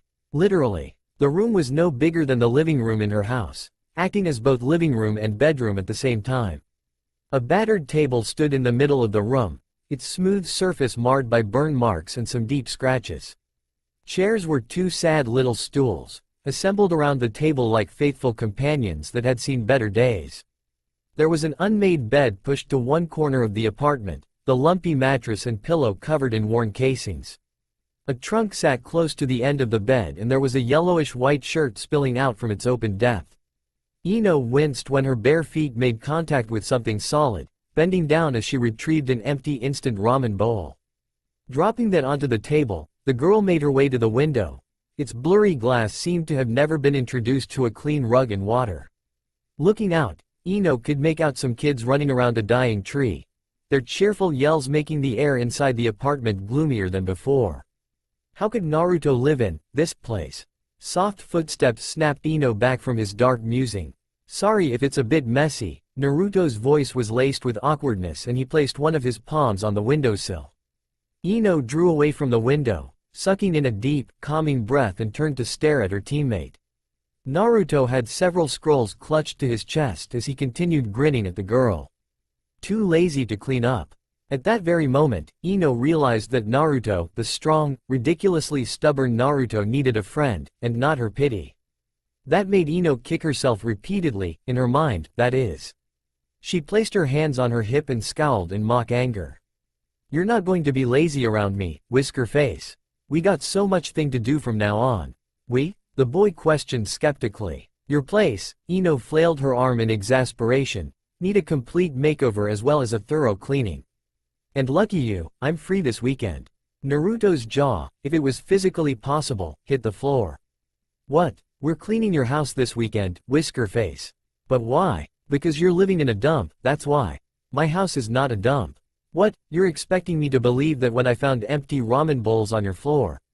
Said empty instant ramen bowl bounced off Naruto's forehead. But I hate cleaning. That's why you need someone to order around your lazy ass for you. Are you cleaning your soul for heaven or something? No, because I'm cleaning this, hell, instead. Whose place are you calling hell? Stop whining like a brat, Whisker Face, and start being responsible for once. Not another word, narrowing her eyes dangerously. Ino snatched half of the scrolls from Naruto's hand and stomped to the door. I'll come this weekend and you better have some good excuse if I find more trash at that time. I'll skewer you using a mop if you don't. Naruto caught up with Ino as she was putting on her sandals, his blue eyes flashing with annoyance. I don't need you cleaning my home. I can do it myself. The blonde girl gave Naruto a measuring look and snorted. I doubt that. When was the last time you did laundry, Naruto? The boy scratched the back of his head, a sheepish grin replacing the furious snarl on his face. Last week? Ino sighed and shook her head. My point exactly. Cut the crap and let's go to Iruka-sensei's place. I need to be somewhere tidy again to cleanse my poor eyes. She did a dramatic gesture of fussing over her eyes for emphasis. Naruto indignantly ed and locked his apartment when they had stepped out. Ino found herself relaxing slightly when the two elderly women that had glared at Naruto were not there, though it puzzled her of why they had shown blatant hatred towards the boy. Like he carried a contagious disease or something. And why the blonde boy acted as though he was used to the treatment. Naruto had bounced down the stairs and Ino, cursing because the blonde boy had abandoned her alone in the hallway, raced down instantly and conveniently forgot her disconcerting thought. For one thing, Naruto was as fast as he was loud, and before long, Ino wished that she had had the heart to throw kunai at the blur of orange in front of her. They had escaped the area and took a shortcut to the other side of Konoha, where Iruka-sensei resided near the academy. Ino eventually stopped running in favor of walking, huffing and wiping beads of sweat from her glistening forehead. Fleetingly, Ino wondered where the heck Naruto got the stamina to keep going and going like there's no tomorrow, but quickly decided that it must be from all those ramen that he ate. Gluttonous Whisker Face. Naruto, to his credit, had also slowed down when he could sense Ino's rage dissipating behind him. Scrolls a careless display in his lax arms, The boy fell into a much decent pace besides Ino, grinning in smug victory at the panting girl. She raised a hand and punched Naruto's shoulder playfully, saying nothing since she was still trying to even out her breathing from the strenuous activity. If running after a loud brat could be called strenuous activity, that is. Naruto grinned, shifting the lightweight he was carrying to rest more comfortably against his chest. The buildings around them had morphed from simple architecture to those with slightly artistic touch, delicate carvings of mythical animals decorating several pillars and wooden poles that they walked past without a second glance. "Nice neighborhood," Ino commented, admiring the neat lines of shady trees along the paved road. The pleasant scent of post-winter invited a smile onto the girl's face as she balanced the scrolls in her hands. "Yeah, Iruka-sensei don't have any girlfriend, so he used his money spoiling himself," Naruto quipped, chuckling to himself. Ino frowned at the remark. "Are you trying to imply that having a girlfriend is costly?" An impish grin widened on Naruto's face. He pretended to nod thoughtfully. "Of course, guys have to pay whenever they went to a date, right? And have to buy gifts and all that shit for their girls. Flowers, chocolate, baka. That's not compulsory," tittered the girl, brushing her bang from her eyes as she glared incredulously at Naruto. "Who told you that?" "Sakura-chan. I asked her out for a date once and she told me that I couldn't possibly afford it. Then I asked why not," a pout begun forming at the memory, cheeks puffing up in aggravation. "And she tells me that she would love to eat in a classy restaurant with dear Sasuke-kun if she ever went on a date." Ino chuckled in amusement. "Well, that's Sakura to you. To me, if you bring me to Ichiraku and we eat ramen, as long as we had a good time and enjoy ourselves, then it's loads better than eating in an expensive restaurant with a conversationally deprived pretty boy." A laugh escaped Naruto's lips at the honest confession. "Huh, that's because you're cheap." "Hey," Ino exclaimed indignantly, hurt by the accusation. She couldn't whop Naruto like she intended to do as her arms were taken into custody by the rebellious scrolls. Besides, the blonde boy had had the foresight to run a few steps ahead of Ino. Sorry, choking back his laughter, Naruto winked at Ino over his shoulder before laughing again. "But it does seem more convenient to bring you out for a date, nay, cheapskate?" "Shut up," growled Ino, regretting ever saying anything to Naruto. The blonde boy had the tendency to annoy people even if he didn't mean it. Maybe that could be his bloodline limit. Annoying people to death no jutsu. Ino mentally snickered at the thought, half jogging to keep up with Naruto. 2 shortcuts and 3 bickering later, both genins finally arrived in front of a door marked with the number 13. Iruka-sensei's apartment was everything that Ino had imagined it would be. Clean, neat, spotless and awfully immaculate. The whole setting practically screamed, "teacher," to the eyes of visitors. The brown-haired teacher, who was wearing a dark blue sweater and faded gray sweatpants, greeted them with a surprised smile. The smile mostly directed at the grinning Ino besides Naruto. He ushered the two in, gathering the scrolls from his 2 former students and stacked them systematically in different boxes on a working table just besides a small aquarium. Inside the aquarium were 2 small goldfishes, smaller than usual ones, swimming around contentedly inside the glass confine. There were also potted plants on the windowsill, young leaves resting softly on the dark maroon pots. "Sit down," ordered Iruka-sensei, waving them towards a comfortable-looking couch by the wall. He moved the papers he had been grading before they came onto another table and stared intently at the 2 genins. "Do you want anything to drink, Ino? Naruto usually have hot chocolate when he comes here." "Water will be fine, sensei," Ino answered politely, smiling at the young chunin. Iruka-sensei nodded and disappeared into a hallway, presumably leading him to the kitchen. Naruto left the couch to squat in front of the cabinet underneath the television set, opening it and pulling out a rectangular green box. He rummaged around for something and came out with another box, this one a square and a lot smaller than the first, though it shared the same dusty green color. He grinned cheekily, 2 boxes in hand, and bounced towards Ino, who was curiously craning her neck at the blonde boy.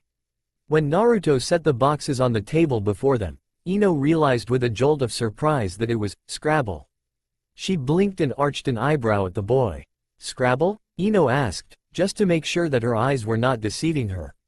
Naruto was the last person in Konoha that she would imagine being interested in a game of words. The grin widened. Why, afraid that you're going to lose? Are you challenging me, Whisker Face? Careful, Ino-san. Naruto is not as illiterate as people expected him to be, came a jovial voice from their right. Iruka-sensei was leaning against the wall, a gentle smile gracing his lips. In his hands was a tray supporting 3 mugs with distinctive kunai and shuriken patterns. He crossed the room in 3 strides, placing the tray on the parquet floor and sat cross-legged beside Naruto. Ruffling the boy's hair, Iruka-sensei joked, "There's a good brain underneath all his brashness." "Iruka-sensei," whined Naruto, pouting at the Chunin. "I wouldn't have guessed," Ino gleefully teased, deftly avoiding a Scrabble piece aimed towards her forehead by a certain pouting blonde. She settled on the floor too, grinning like a Cheshire cat. "Bring it on." The pieces were enthusiastically jumbled and soon, there were only faint sighs and thoughtful, residing in the room. Ino and Naruto glared at each other over the edge of their tables, almost similar blue eyes twinkling with confidence. At one side, Iruka-sensei sat forgotten with his own table, eyeing his former students with a whimsical smile on his tanned face. The academy teacher started the game with the word, "friend," boldly placed in the middle of the board. Ino frowned, slender fingers hovering above her own pieces. A grin surfaced and she countered with a dumb, smirking at Naruto. Perhaps sensing that the word were meant for him, Naruto shot Ino a glare before rearranging his pieces on his table. 2 seconds later, he came up with a blonde. Iruka-sensei openly chuckled at that. The game was fast and furious, mostly because Naruto and Ino kept glaring and Iruka-sensei kept chuckling at the childish competitiveness between the 2 teammates. Glorious sunlight that poured into the room from the opened sliding door by the balcony had dimmed considerably as the great orange ball sunk slowly into the far horizon, early stars winking in a distance. Too absorbed in their little game, none of the 3 ninja realized this until Iruka-sensei looked up to massage his sore neck, only to stare into the settling darkness. The Chunin gasped and glanced at the clock hung on his wall. Approximately 10 minutes past 7. Iruka-sensei had to cough extra hard to attract the genin's attention. "It's well past sunset," the teacher declared, his eyes particularly set on a groaning Ino. "Your parents will be worried if you don't come home for dinner, Ino-san." Naruto immediately protested, "But Iruka-sensei, can't Ino just have dinner with us? She has to taste your ramen." "Well, I have no objection about that," Iruka-sensei replied, smiling again. To Ino, he said, "I can call Inoshi-san and explain to him if you want to stay for dinner. I'm sure he will give his permission." "Are you sure I'm not interrupting anything?" Ino demurely asked, a barely concealed hope shining in her eyes. Iruka-sensei laughed and shook his head. "Of course not. How about you help Naruto clean up and I'll call Inoshi-san, okay?" Cleaning up consisted of hunting for numerous missing pieces of alphabets that they had thrown at each other during their game. Most of them ended up in odd nooks and crannies. "Okay," came the chorused agreement and 2 pairs of feet scrambled to work almost immediately. Watching the 2 squabbled again, Iruka-sensei picked up his phone and made the call from his kitchen. Inoshi was the one who picked it up. "Good evening, Inoshi-san," the Chunin greeted cordially. "Iruka-sensei," came the warm retort. "May I ask why you're calling at this time? Is there something wrong in the academy?" "No, this is purely personal. I want to inform you that Ino had spent her evening in my company and I asked her to stay for dinner. I'm hoping that you and Saki-san won't mind lending her for tonight." He couldn't help the formality, simply because he felt respect for those with higher ranking than his. And Inoshi was an experienced Junin, after all. A short pause came from the other end, as if the Junin was contemplating something. Then, Inoshi's voice vibrated again, with a question, "Is Ino with that Uzumaki kid?" It was Iruka-sensei's turn to stiffen. "Yes." He inhaled deeply and forced himself to loosen his tight grip on the phone. "Is there a problem, Inoshi-san?" "Don't get me wrong, sensei," the voice was thick with hesitation. "But Saki, she's not really happy with the arrangement of teams. Her father died while protecting Konoha from the great demon. And, I'm sure Yoshinaga-sama was a fine shinobi," the Chunin curtly acknowledged, his grip tightening once again, a contrast to his softening voice, my parents, also sacrificed themselves for the safety of Konoha, Inoshi-san. I don't mean to sound rude, but Naruto is nothing but a boy. A boy with a dream, a future to mold with his own hands. What he needs is a chance and a friend. Ino accepts him the way he is, and she should be the one to judge her friends, not others. I'm proud with her in that way, Inoshi-san. You should be too. A longer pause greeted the academy teacher after that. Iruka-sensei was starting to fidget on his feet when Inoshi spoke up again. My sincerest apology, sensei. I'll talk to Saki about this. Tell Ino to enjoy the dinner and thank you for having my daughter there. I'll tell her that, Inoshi-san. Thank you. A silent click resounded from the other line and the tanned Chunin stared at the phone in his hand before placing it on top of the refrigerator. He traced his steps back to the living room, raising one fine eyebrow when he found out that instead of searching for the missing alphabets, Naruto and Ino were curiously tapping the glass of his aquarium, agitating his goldfishes into completing faster circles around the aquarium. The Scrabble boxes were still on the table, the lids thrown carelessly aside while some pieces lay cluttered on the heavily polished surface. Both looked up when Iruka coughed deliberately with the same guilty look on their faces, like they had just been caught doing something illegal. Naruto offered the Chunin-sensei a goofy grin, while Ino plastered a lopsided grin on her feature. They needed exercise, Naruto begun, pointing at the goldfishes. Ino nodded on cue. They kept going on and on slowly. We thought we'd make them go faster. Like an, exercise, you know? Uh-huh. Have you found all the pieces? Iruka-sensei had to suppress a snicker when the two genins exchanged uncomfortable glances. I'll give you 10 more minutes. One piece missing even 1 minute after that. We're going to eat plain soba tonight. But sensei. It was actually cute to see the two of them whining in complete unison, but the tanned Chunin steeled his expression. Don't you, but, sensei, me. 10 minutes, genins, from now. Naruto instantly launched himself to the back of the couch and Ino got on her knees, groping underneath the table and cabinets. Iruka-sensei grinned inwardly, crossing his arms against his sweater-clad chest and waited for his former students to complete their current mission. One by one the missing piece turned out, piled into a small hill on the table by quick hands. Naruto and Ino covered the whole place with only 1 minute left to go, and as they put the boxes back into their place, they grinned expectantly at Iruka-sensei. Nice work, the teacher softly praised and led the genins into his kitchen. He fetched 2 spare aprons from a cupboard, tossing them to Naruto and Ino, tying one around his form. Reaching for the biggest pot he had in the kitchen, Iruka-sensei began listing out the works they had to do in order to prepare their dinner. Naruto, I want you to get the tofu and vegetables from the fridge, careful not to cut your fingers with the knife like last time. And Ino-san. Ino, the girl defiantly corrected. Right, Ino, Iruka-sensei smiled as he said that. I have some chicken over there. Do you mind skinning them? Seizing a gleaming knife from the counter, Ino shook her head and practically attacked the poor chicken. Do you want to save the skin? I'll deep fry them later. The Chunin filled water into the pot and placed them on the stove, picking up carrots, a knife and a chopping board to occupy his time while he waited for the water to boil. He spared a glance at Naruto, who was happily slicing the tofu into perfect cubes. Hand me the noodles packets, will you, Naruto? Hi. Nay, Iruka-sensei, can I do the frying part?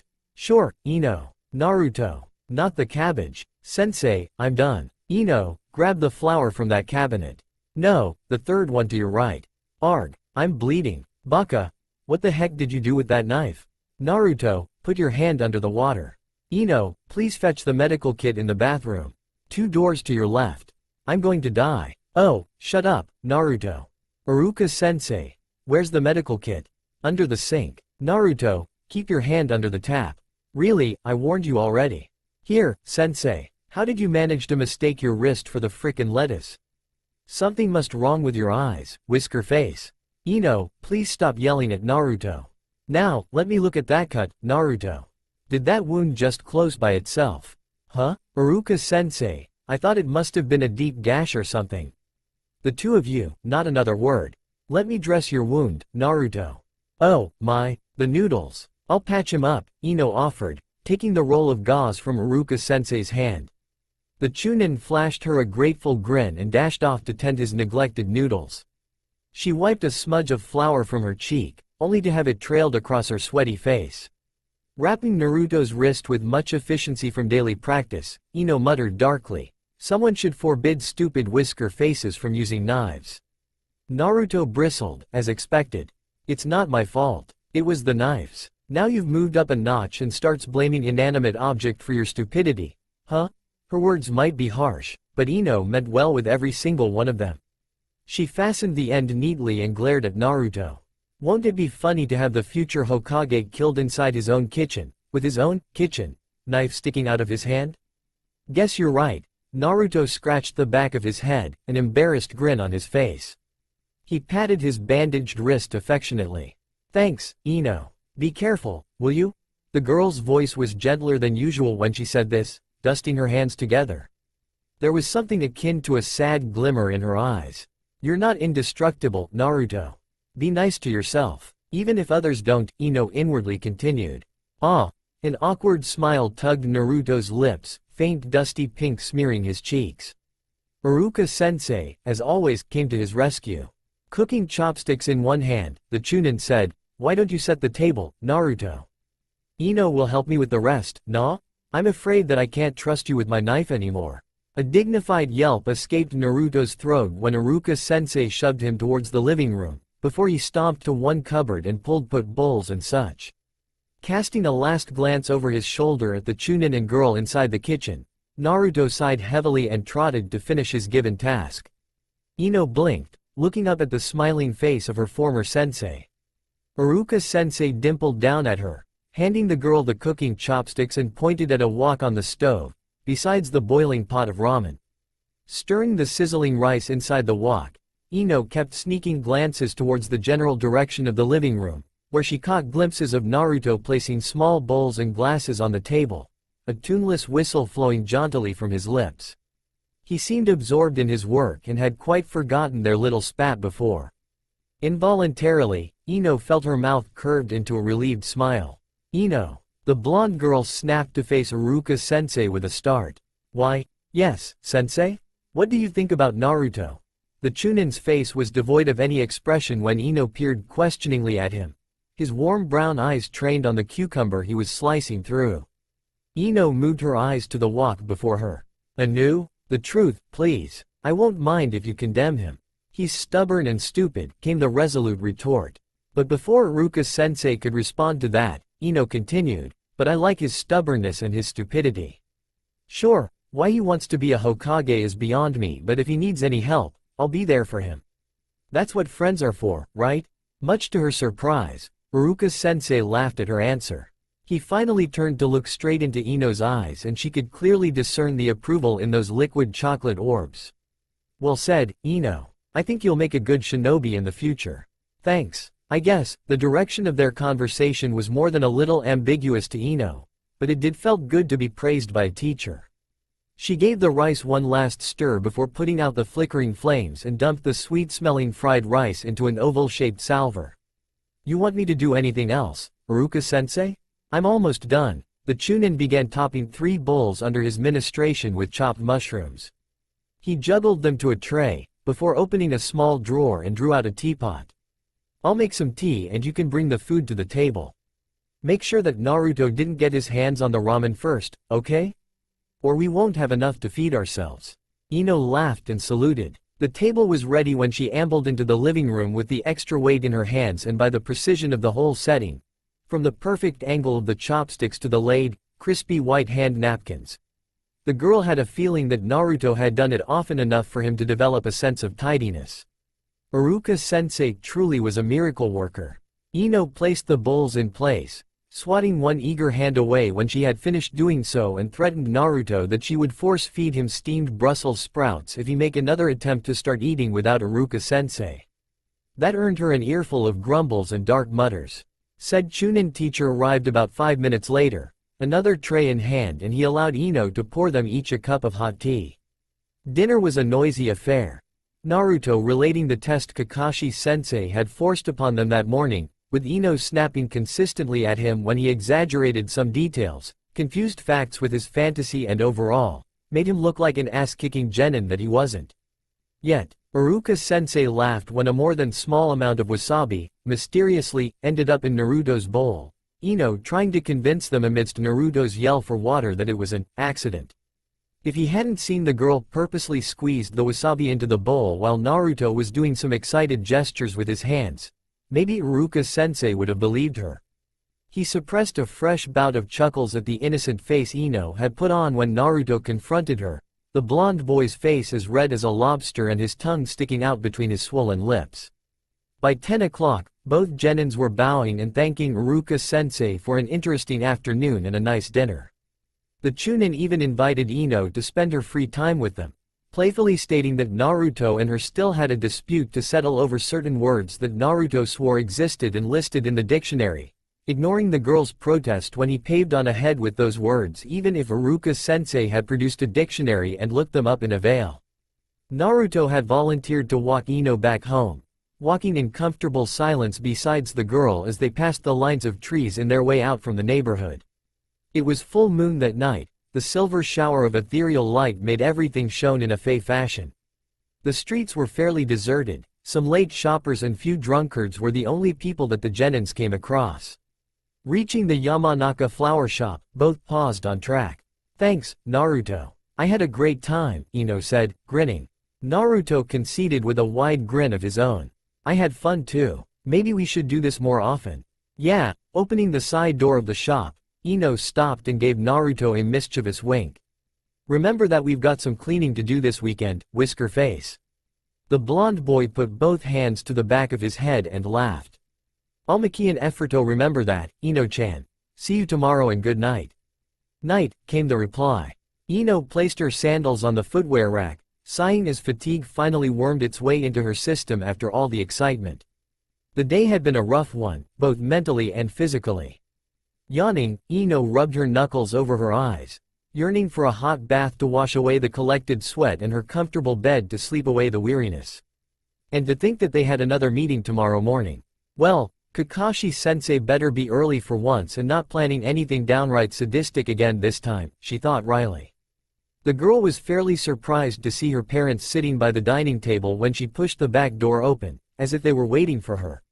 Suppressing another yawn, Ino ambled in and closed the door behind her softly. "I'm home," Ino unnecessarily announced, unnecessary being that Inoshi and Saki had turned towards her direction when she had first opened the door. Her mother had a gaunt expression on her lovely face. Her cheeks slightly flushed and had dry trails that looked suspiciously like tears running down her face.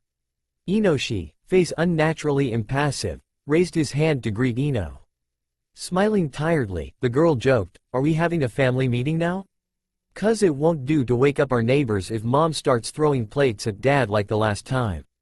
Inoshi laughed at that, though it sounded oddly strained to Ino's ears and she caught the fleeting glance the Junin spared towards Saki. The blonde girl frowned and despite wishing that she could just go upstairs, had her shower and snuggled into Mr. Snuffles, Ino found herself pulling back a chair, the sound of scraping of wood against tiles breaking the silence inside the space. Her mother's manicured fingers were curled tightly around a mug, pensively staring into the dark, swirling depth of the coffee without a word. Ino had no idea of what had gone wrong between her parents, but somehow, she felt like it had something to do with her, one way or another. If not, they would have gone to bed and sulked at each other for the rest of the week, instead of waiting for her. Was her mother still upset over her decision to become a ninja? Or was she dissatisfied over her achievements? Ino, her father's even voice snapped Ino out of her short trance. She tilted her head up to meet the Junin's eyes. "How was your dinner at Iruka-sensei's house?" A grin eased its way onto Ino's supple lips. "It was great. We played Scrabble before that. Naruto cheated tons of times, and I helped Iruka-sensei with the ramen and rice. He's a really good cook." She glanced at Saki and hastily added, "But not as good as mom, of course." Saki's grip on her mug tightened noticeably. Her father nodded, albeit distractedly. Then, he squared his shoulder and scratched the back of his right ear, an impulsive reaction that he did every time he was hesitating about something. "And this, Naruto, what do you think about him?"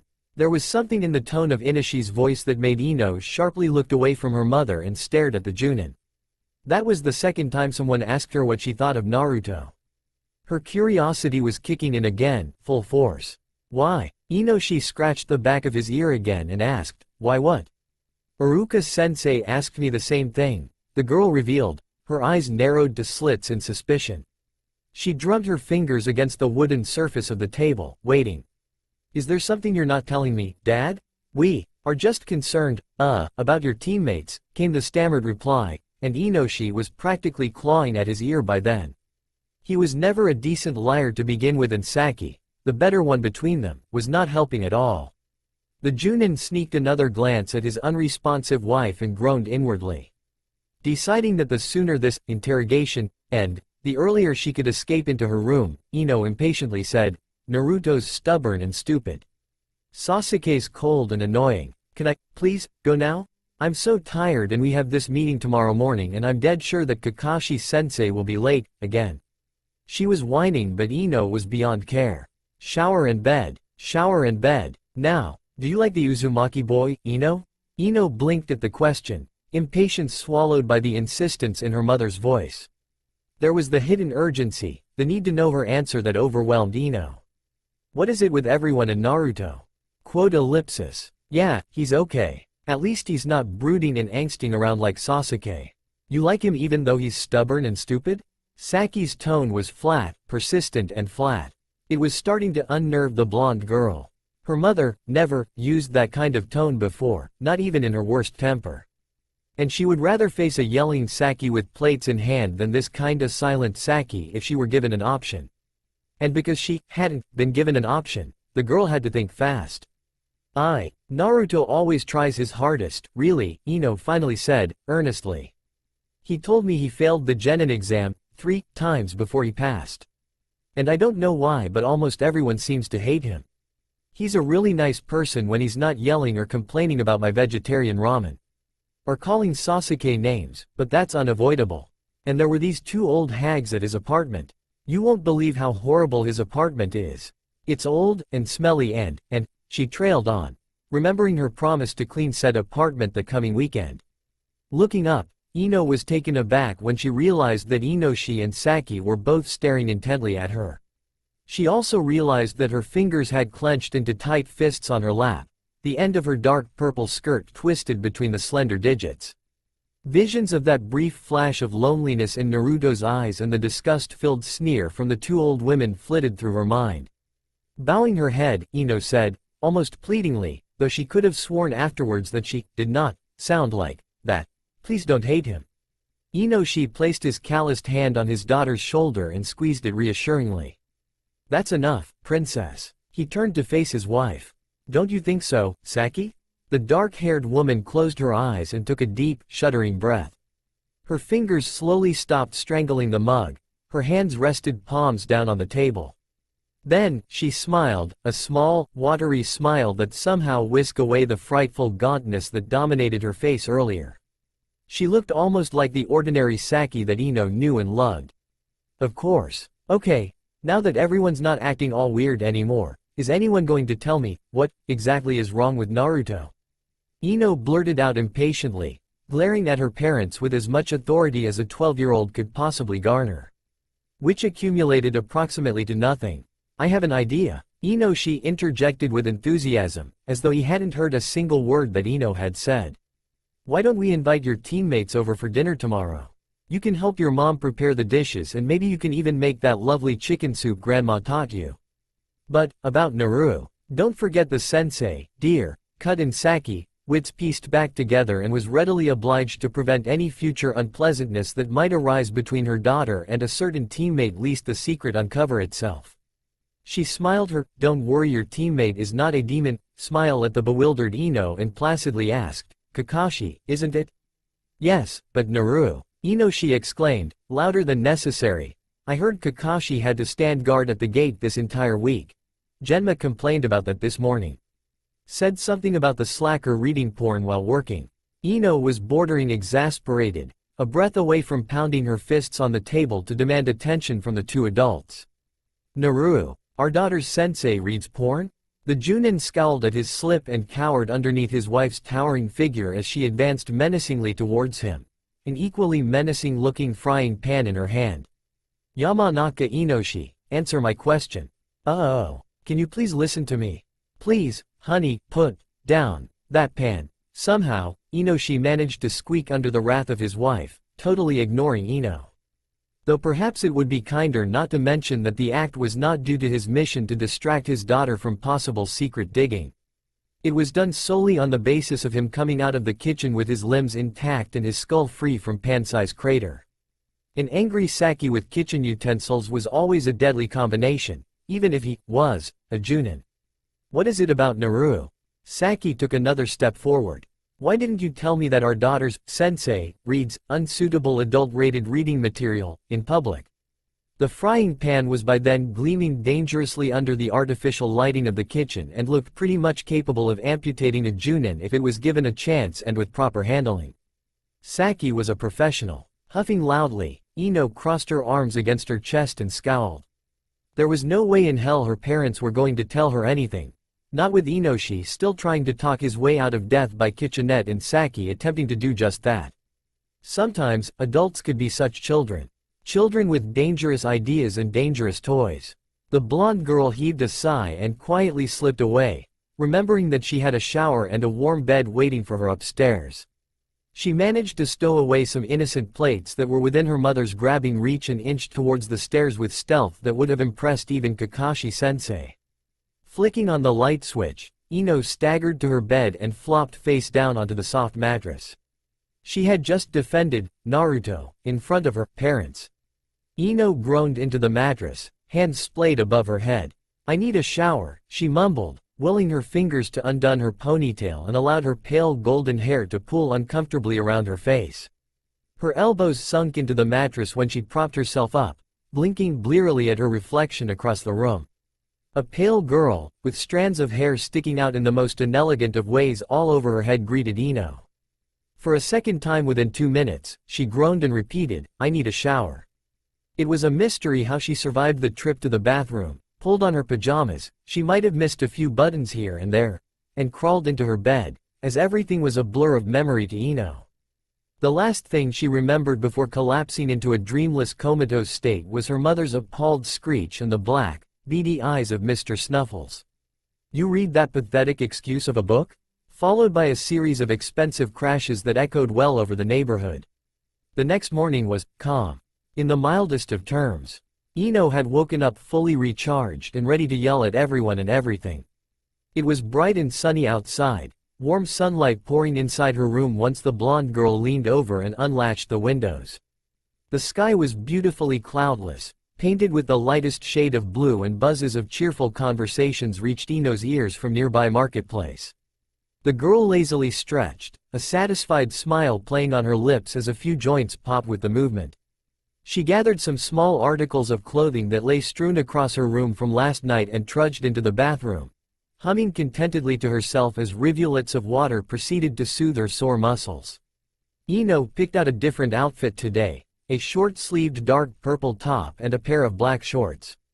She eyed her reflection critically, smoothing visible wrinkles and grimacing in distaste when she found out that the top had clung tightly onto her body, showing off more curves than her usual clothes ever did. Apparently, her mother had been too upset to do the laundry and left the poor girl with limited choice. Either the dark purple, tight top or a particularly pale pink dress shirt with frills. It was unquestionable which one she would rather be found dead in. Drying her damp hair vigorously with a towel, Ino glanced at the electronic clock on her bedside table. The bold red numbers told her that she had half an hour to do her hair, wolf down breakfast and arrive in time for her team meeting. She flung the towel away, reaching for the hairdryer and hairbrush at the same time. 5 minutes later, Ino was hopping down the stairs, trying to fix a couple of buttons on her shorts so that her thighs would not be as exposed as it would have been if she left the buttons on their own. A roll of gauze clamped by her teeth, Ino's colorful profanities were thankfully reduced to mere muffles and the occasional grunts as she skipped into the kitchen. The buttons finally admitted defeat after more fumbling and Ino slid with ease onto a chair. Morning, Dad, the girl chirped, smiling a little too brightly at Inoshi. The Junin was supporting a dark bruise underneath his left eye and Ino sharply observed that the set of imported plates her father had bought for her mother 2 weeks ago had disappeared from their place inside the glass display. Smirking knowingly at the frowning Junin, Ino poured some cereal into her bowl and popped open a carton of milk. "Where's Mom?" "Outside. With flowers." Ino, she grunted, took a sip from his cup of coffee and leafed through his morning newspaper as to further ignore his daughter. Ino chewed on her soggy cereal and pouted. Swallowing, she said, "It's not my fault you made Mom angry, you know." Her father shot her a betrayed glare before turning to his newspaper again. "I was dead tired last night and it was your fault to mention Icha Paradise in front of Mom. I have to go." Draining her glass of orange juice, Ino bounced to the door. "I'll ask the boys for dinner and somehow blackmail Sasuke if you don't want to go." "Do you still want me to invite Kakashi-sensei?"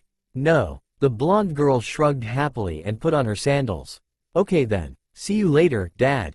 And off she went, stopping at the flower shop to say goodbye and gave her mother a peck on the cheek. The clearing was devoid of any living being except two distinctive figures that looked as though they were trying to kill each other from the distance. Ino, knowing better than trusting Naruto with Sasuke, sprinted towards them, fervently praying that they hadn't claw each other's eyeballs out. Or rather, Sasuke did the madman clawing part and Naruto play the hapless prey. Trying very hard not to imagine Naruto's face with two hollow sockets spurting forth blood and two dripping eyeballs clasped in Sasuke's pale hands, Ino increased her speed. When she arrived, her chest was flooded with an immense sense of relief. Naruto still had his eyes where they belonged and Sasuke was still pretty much, well, Sasuke. The blonde boy was lying spread-eagled on his back, chewing on something that looked suspiciously like a celery stick as he watched the sky. Sasuke had resorted to his favorite pastime, tossing shuriken and kunai at an innocent tree somewhere to his left. She exhaled loudly, catching the attention of her two teammates. "Ino-chan, you're late," yelled Naruto accusingly, raising his head to glare at Ino from his lying position. Sasuke acknowledged her presence by ignoring her. Typical. Ino sauntered towards Naruto and sat beside the boy. "Kakashi-sensei's bad habit staring to rub off on me, I think." "That's really serious," Naruto teasingly nodded, before rolling on his side and laughed loudly. Gasping for breath, the blonde sputtered, "Imagine, Kakashi-sensei being contagious. Everyone would be late for everything and that dirty porn writer's going to be filthy rich. And the Hokage, with Icha. Yeah, you've got a point there," grinned Ino, brushing her bang away. She stared up the cloudless sky, thinking that Shikamaru would have been disappointed as he couldn't laze his ass around because his favorite cloud-watching activity would be futile if there was no clouds. Thoughts of Shikamaru somehow chained itself to a pink-haired girl with excessive forehead syndrome. Sakura must be off somewhere, with Shikamaru and Choji, training, or yelling at Shikamaru to get off his butt and Choji to stop eating. The grin on Ino's face widened. Sakura was stuck with Konoha's sloth of the century in a human vacuum cleaner while she had the overenthusiastic Naruto and the Uchiha survivor. Life couldn't have been better. Somewhere amidst entertaining herself with Sakura's possibly scarring experience with her two childhood friends, Ino was acutely aware of eyes burning invisible hole on her. She frowned and looked down at Naruto, who was looking up at her. "What are you staring at, you lech?" "You," the boy answered, deadpan. Pink tinges started to creep onto Ino's cheeks, much to her annoyance. "Why?" Naruto chuckled somewhat embarrassedly, sat up and scratched the back of his head. He was still staring, though.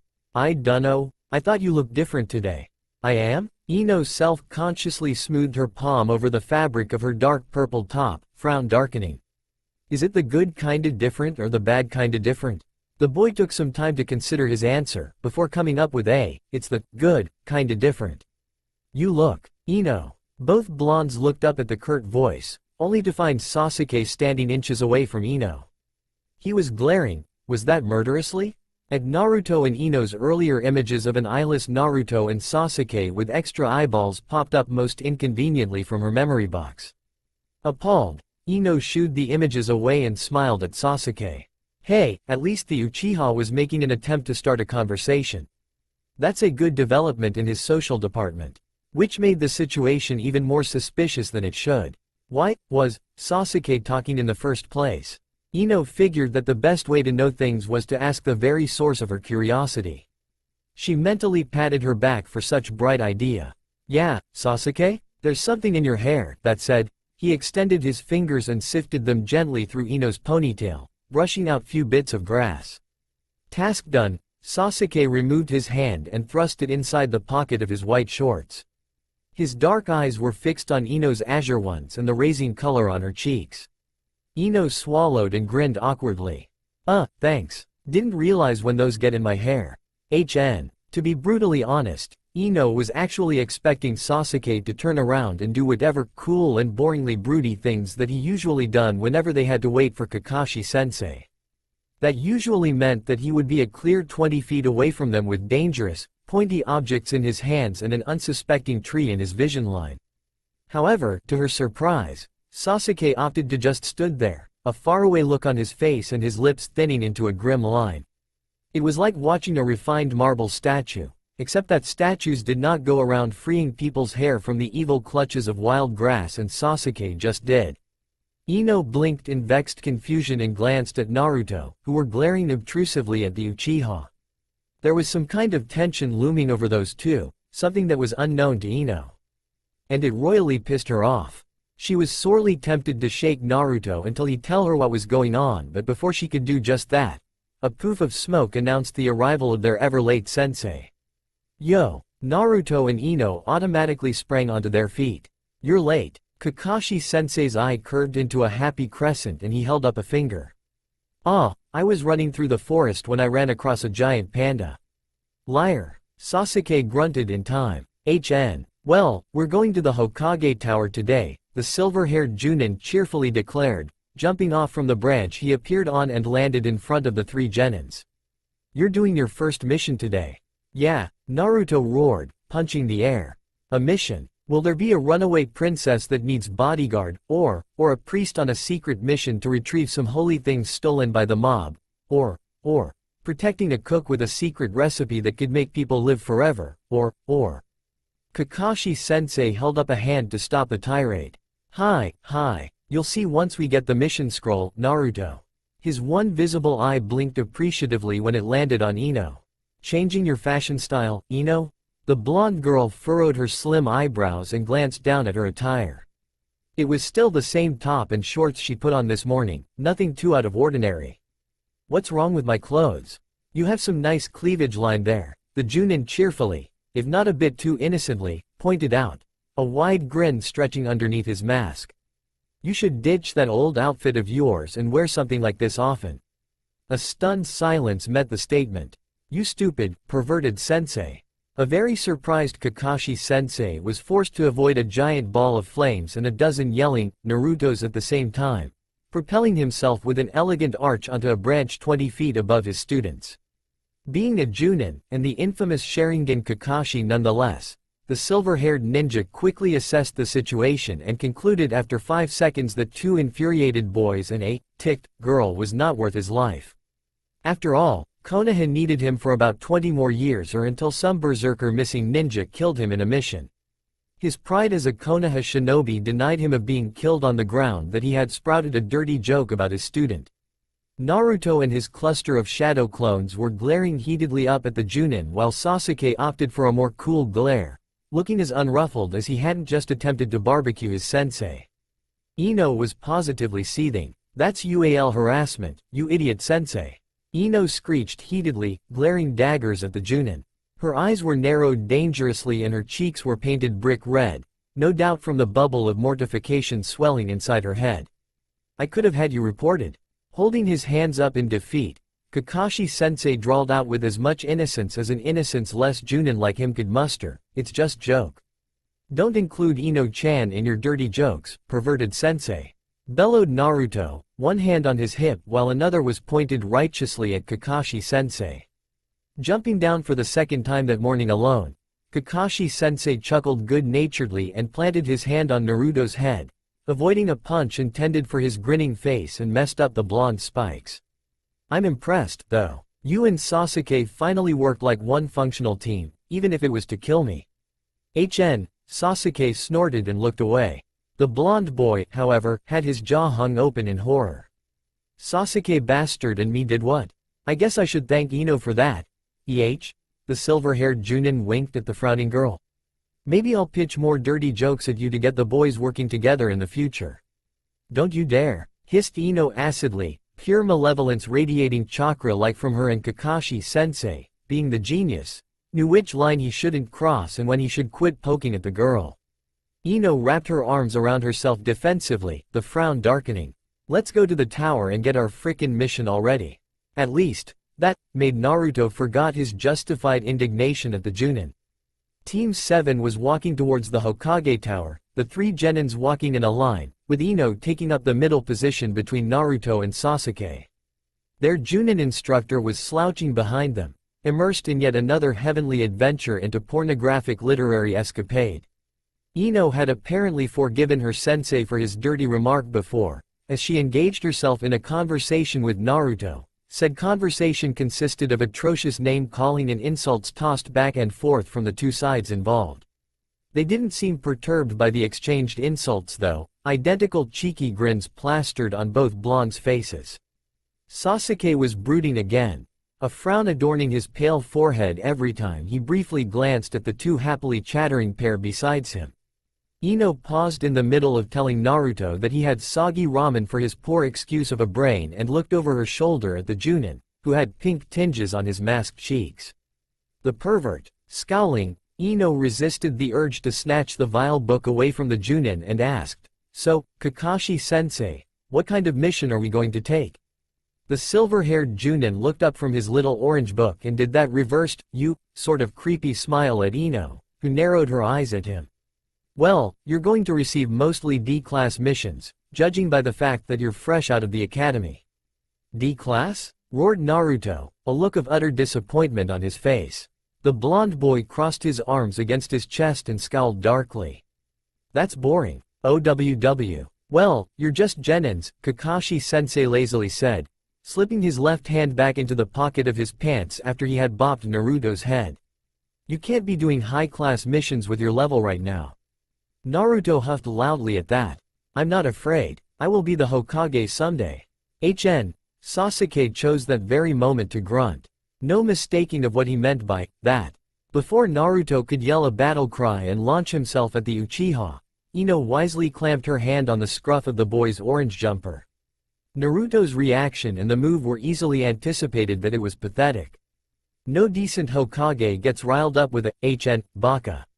Turning the glare at Sasuke, who impressively glared back, she spat out, "And you?"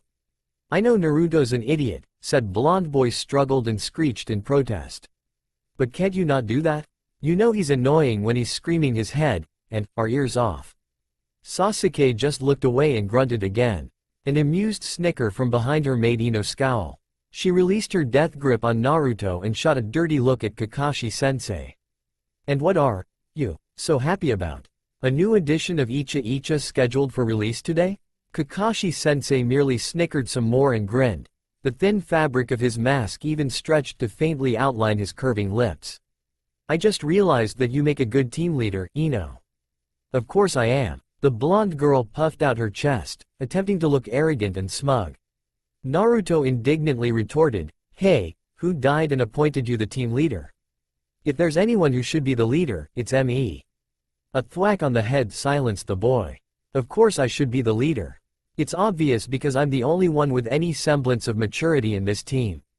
She thwacked Naruto's head again for good measure and shifted her attention at a certain Uchiha survivor.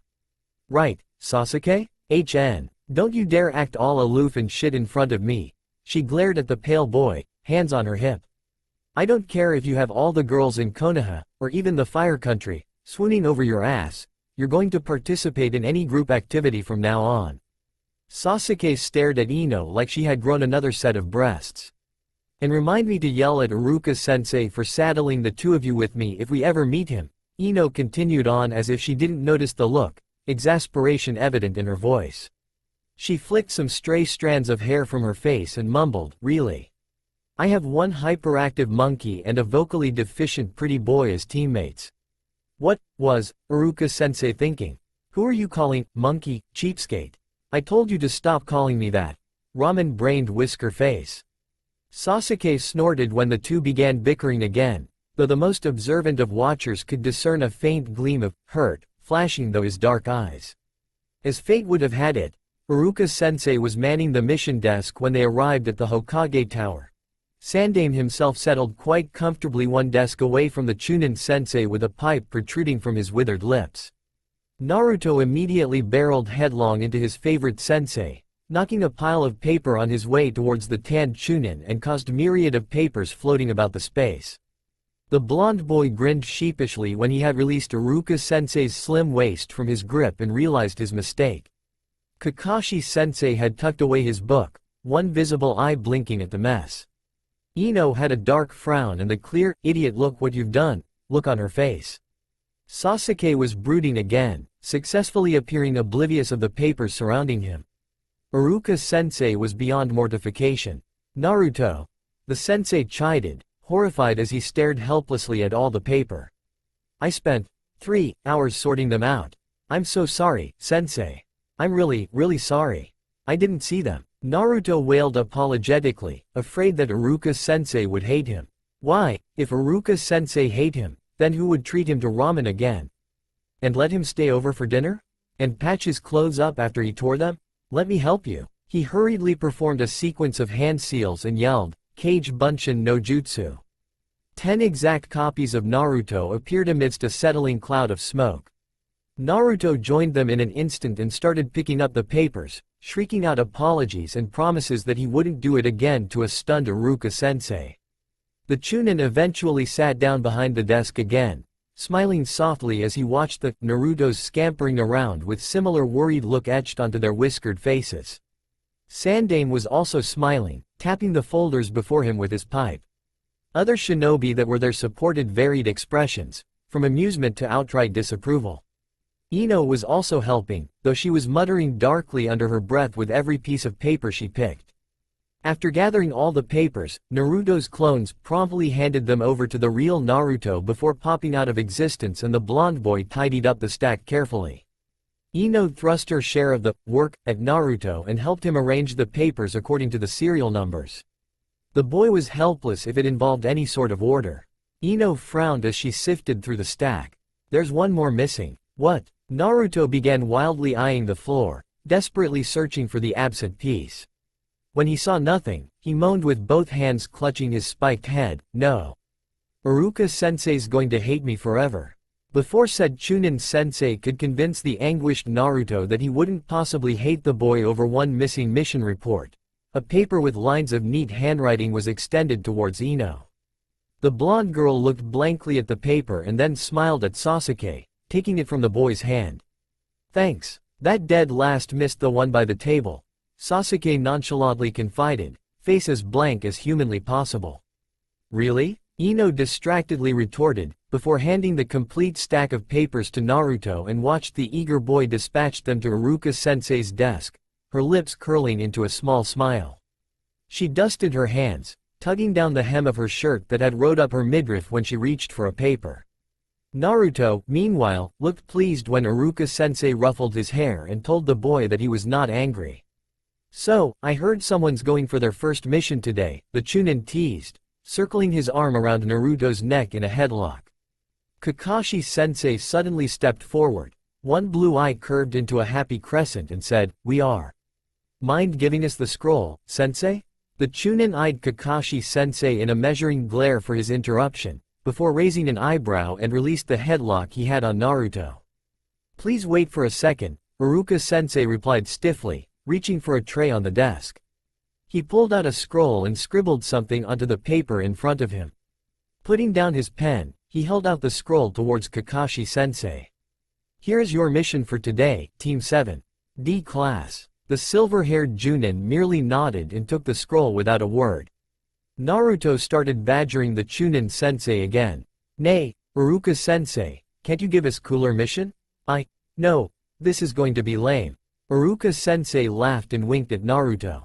"Well, if you promise to behave today and complete the mission properly, I'll treat you to ramen for dinner." Ino blinked when she remembered her parents' proposition, before they started trying to kill each other the night before. She scratched the back of her head awkwardly and said, "Actually, my parents invited my teammates to come over for dinner today." "Really?" Naruto all but shrieked in elation, practically bouncing on the balls of his feet. Ramen forgotten, he asked, your parents really asked me over? The girl couldn't help but to grin at Naruto's reaction. Yeah, you and Sasuke. And what about your poor, little sensei?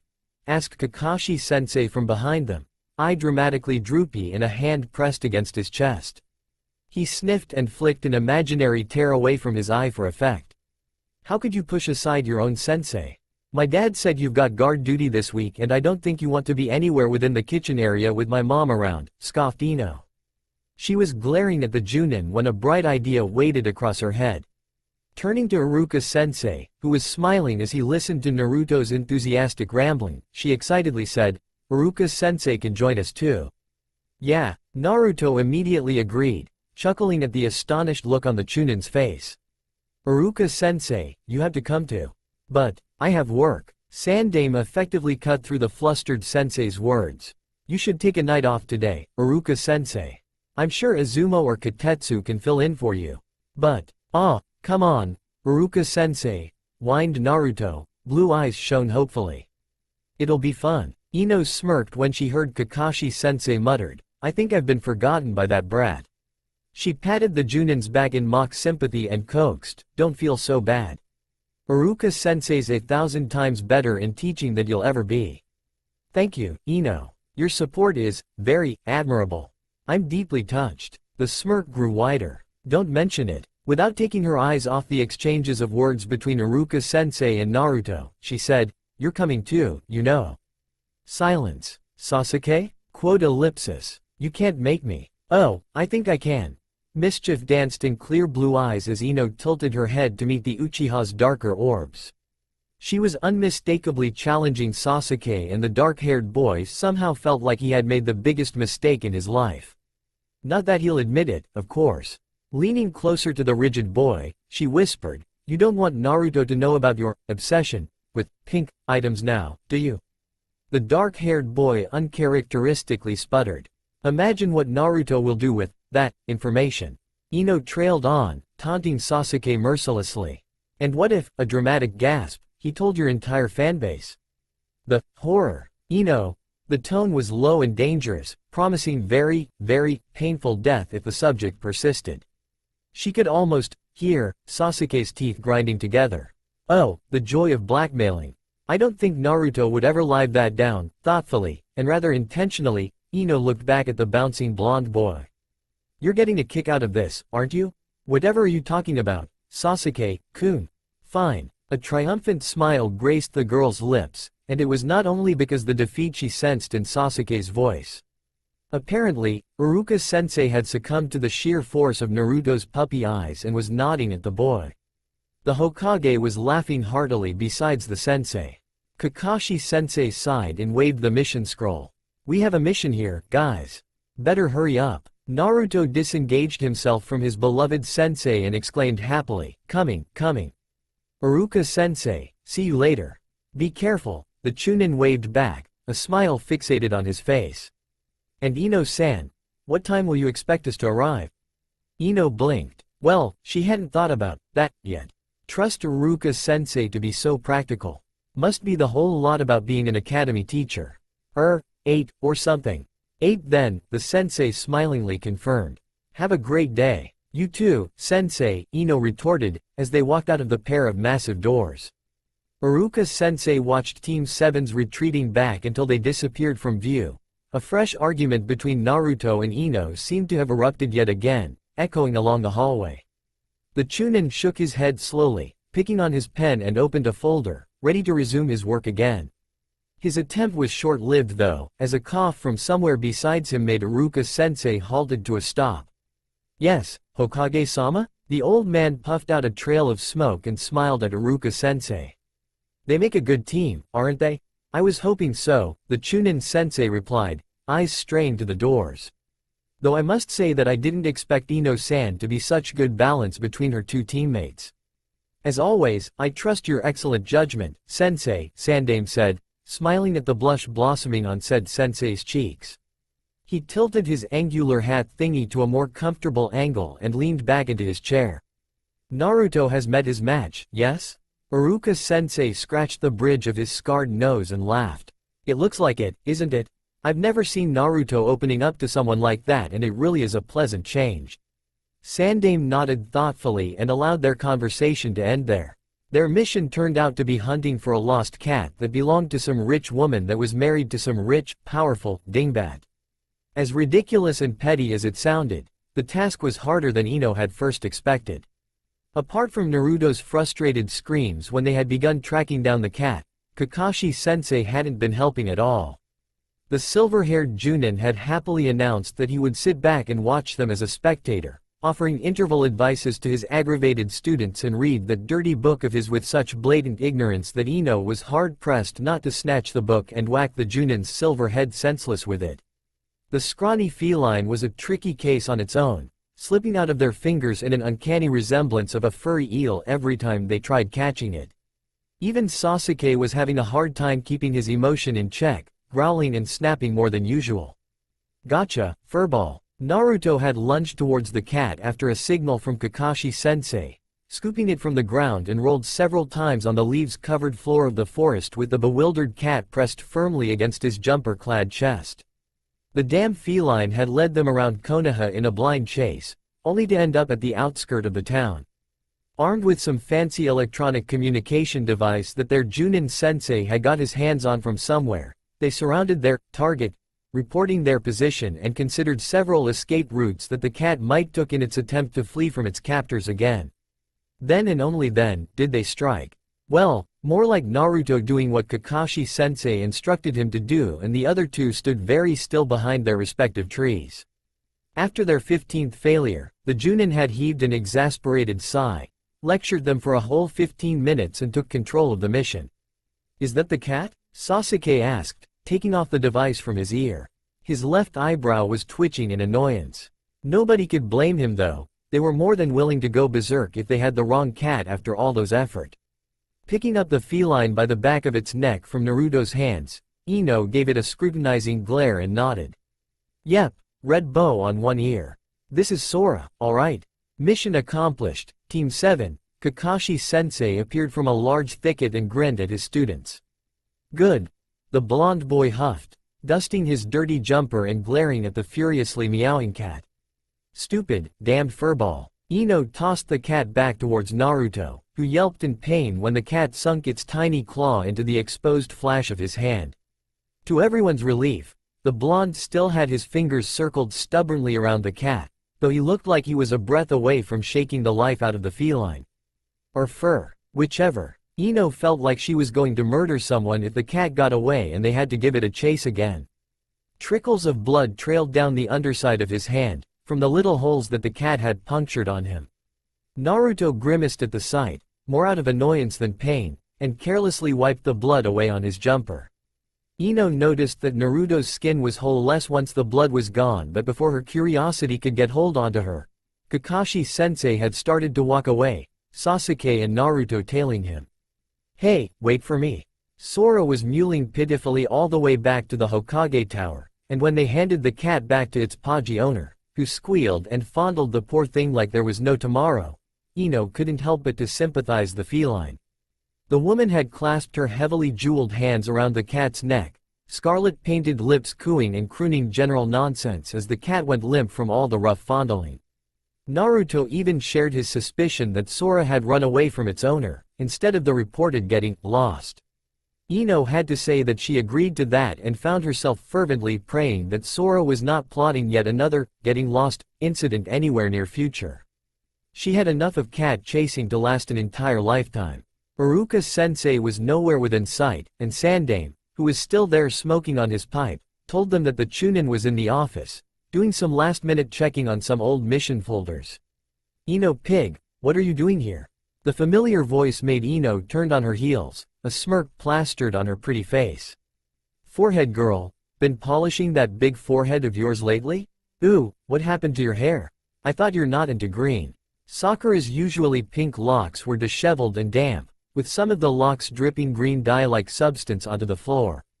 Ino fleetingly thought with a suppressed chuckle that the cleaning crew would be seriously pissed off if the substance turned out to be some kind of a permanent paint or something. There were also red and purple smudges on her reddening cheeks and Chinese-style dress. Shikamaru and Choji were standing behind the girl, their state almost similar to that of Sakura's. The pony-tailed boy had a lazy scowl on his face, and instead of dripping green stuff, he had purple streaks amongst his dark hair. His hands were crossed behind his head. Choji's white scarf had pink and green blotches on it, while he munched on a meat bun. A bearded large man in Junin uniform was staring morosely at a wet pack of cigarette in his hand. "Oh, shut up." The green and pink-haired girl looked like she had more insults to flung towards Ino, when her eyes suddenly took on a glazed look as she stared at someone behind the blonde girl. "Sasuke-kun, how are you?" The Uchiha crossed his arms but said nothing.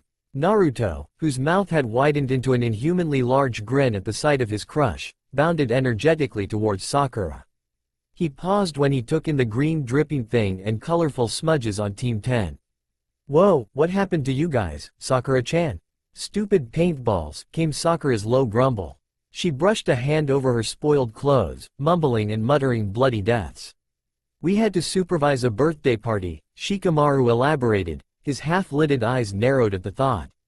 Ino was slightly surprised at the reaction, because for all the years she had known Shikamaru, the lazy bum was always infuriatingly laid back and rarely reacted to trivial things. Hell, she had to yell her lungs out just to get him off his ass while they were still in the academy. Then some brats thought that it'll be fun to start shooting at stupid ninja killjoys and the scary smokeman with paintballs. "It hurts too," Choji supplied in a distressed tone as he brandished a packet of chips out of thin air. "And I spent almost an hour trying to get the green paint out of my hair," Sakura mourned, running her hair through her suffering hair. "Didn't even get all of it." Kakashi-sensei was petting the bearded man's shoulder in a friendly way, eye at crescent as he apparently tried to calm the other man down. Ino heard a faint, "good cigarettes wasted," and Kakashi-sensei's muffled chuckles that followed the whine. She shook her head, her smirk morphing into a genuine smile when she realized that Sakura was really upset for the state of her beloved pink hair. Tilting her head to a side, Ino casually said, "If you go to Chiaki's shop, she sells this bottle of some shampoo thing that can help you. I've used it once when my dad got some paint onto my head when we were painting the wall. It worked like magic." "Really?" "Uh-huh." Sakura impulsively took Ino's hands in hers and smiled gratefully at the surprised girl.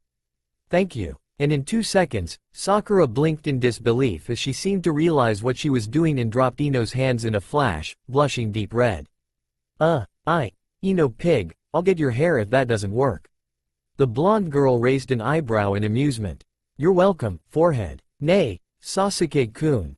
Sakura had moved on from her eternal rival in a speed that could easily rival Kakashi-sensei's and was smiling demurely at the Uchiha, hands clasped together over her chest. "Are you free tonight? Maybe we can go out to this new restaurant." "I'm busy," snapped the dark-haired boy, much to everyone's surprise. Naruto interjected eagerly, "Yeah, we're going to have dinner at Ino-chan's place." "How cool is that?" "What?" Ino was too occupied with laughing and gasping for air at the same time to explain to the dismayed Sakura that it was not actually a date. The pink-haired girl looked like someone had just announced that Sasuke was getting married, and the mischievous side of Ino's mind cackled happily at that. Though her initial intention was to make Sakura jealous enough and prompt the girl to do some drastic measures in order to court Sasuke, then her "I'm a nice girl with bubblegum pink hair, look at me Sasuke-kun" trademark move, Ino couldn't help but to indulge in the effect of Naruto's statement. It was hilarious, to say the least. Yep, life was definitely good for the blonde genin. Potatoes, check. Eggs, check. Ino nibbled thoughtfully on her index finger as she stared down at her grocery list. The blonde girl was standing inside an air-conditioned mini-market, the handle of a half-full trolley in one hand while another held the piece of paper that was her list. Team 7 had parted after their first successful mission with a loud promise to be in time, Naruto, and an almost disgruntled snort that signaled reluctant agreement, Sasuke. Kakashi-sensei was gone the second after they walked out of the tower, with a reminder for yet another meeting the next morning.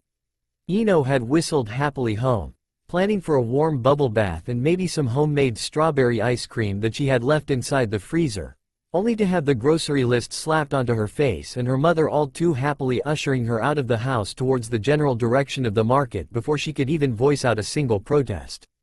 Pocketing her list, Ino looked down at the assorted pile of colorful veggies inside her basket and smiled wistfully. Now to find chicken for the soup. Checking over some red apples and wondering if her mother would make an apple pie for dessert if she asked. Two distinctive voices that floated somewhere from the other side of the aisle caught Ino's attention, one of them being disturbingly familiar. Ino was about to dismiss them and walk away when she overheard some snippets of the conversation.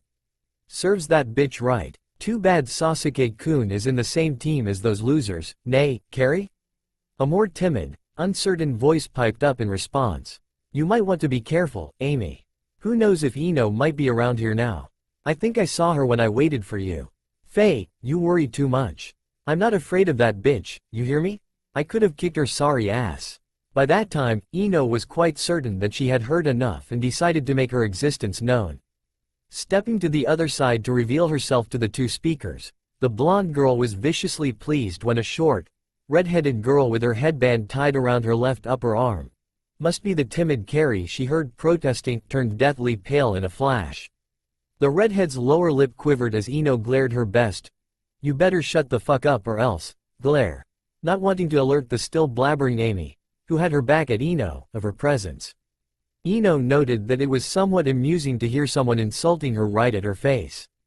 Okay, so technically Amy wasn't really spitting all those god-awful things to her face, but it was still amusing nonetheless. No one had the gall to do that lately.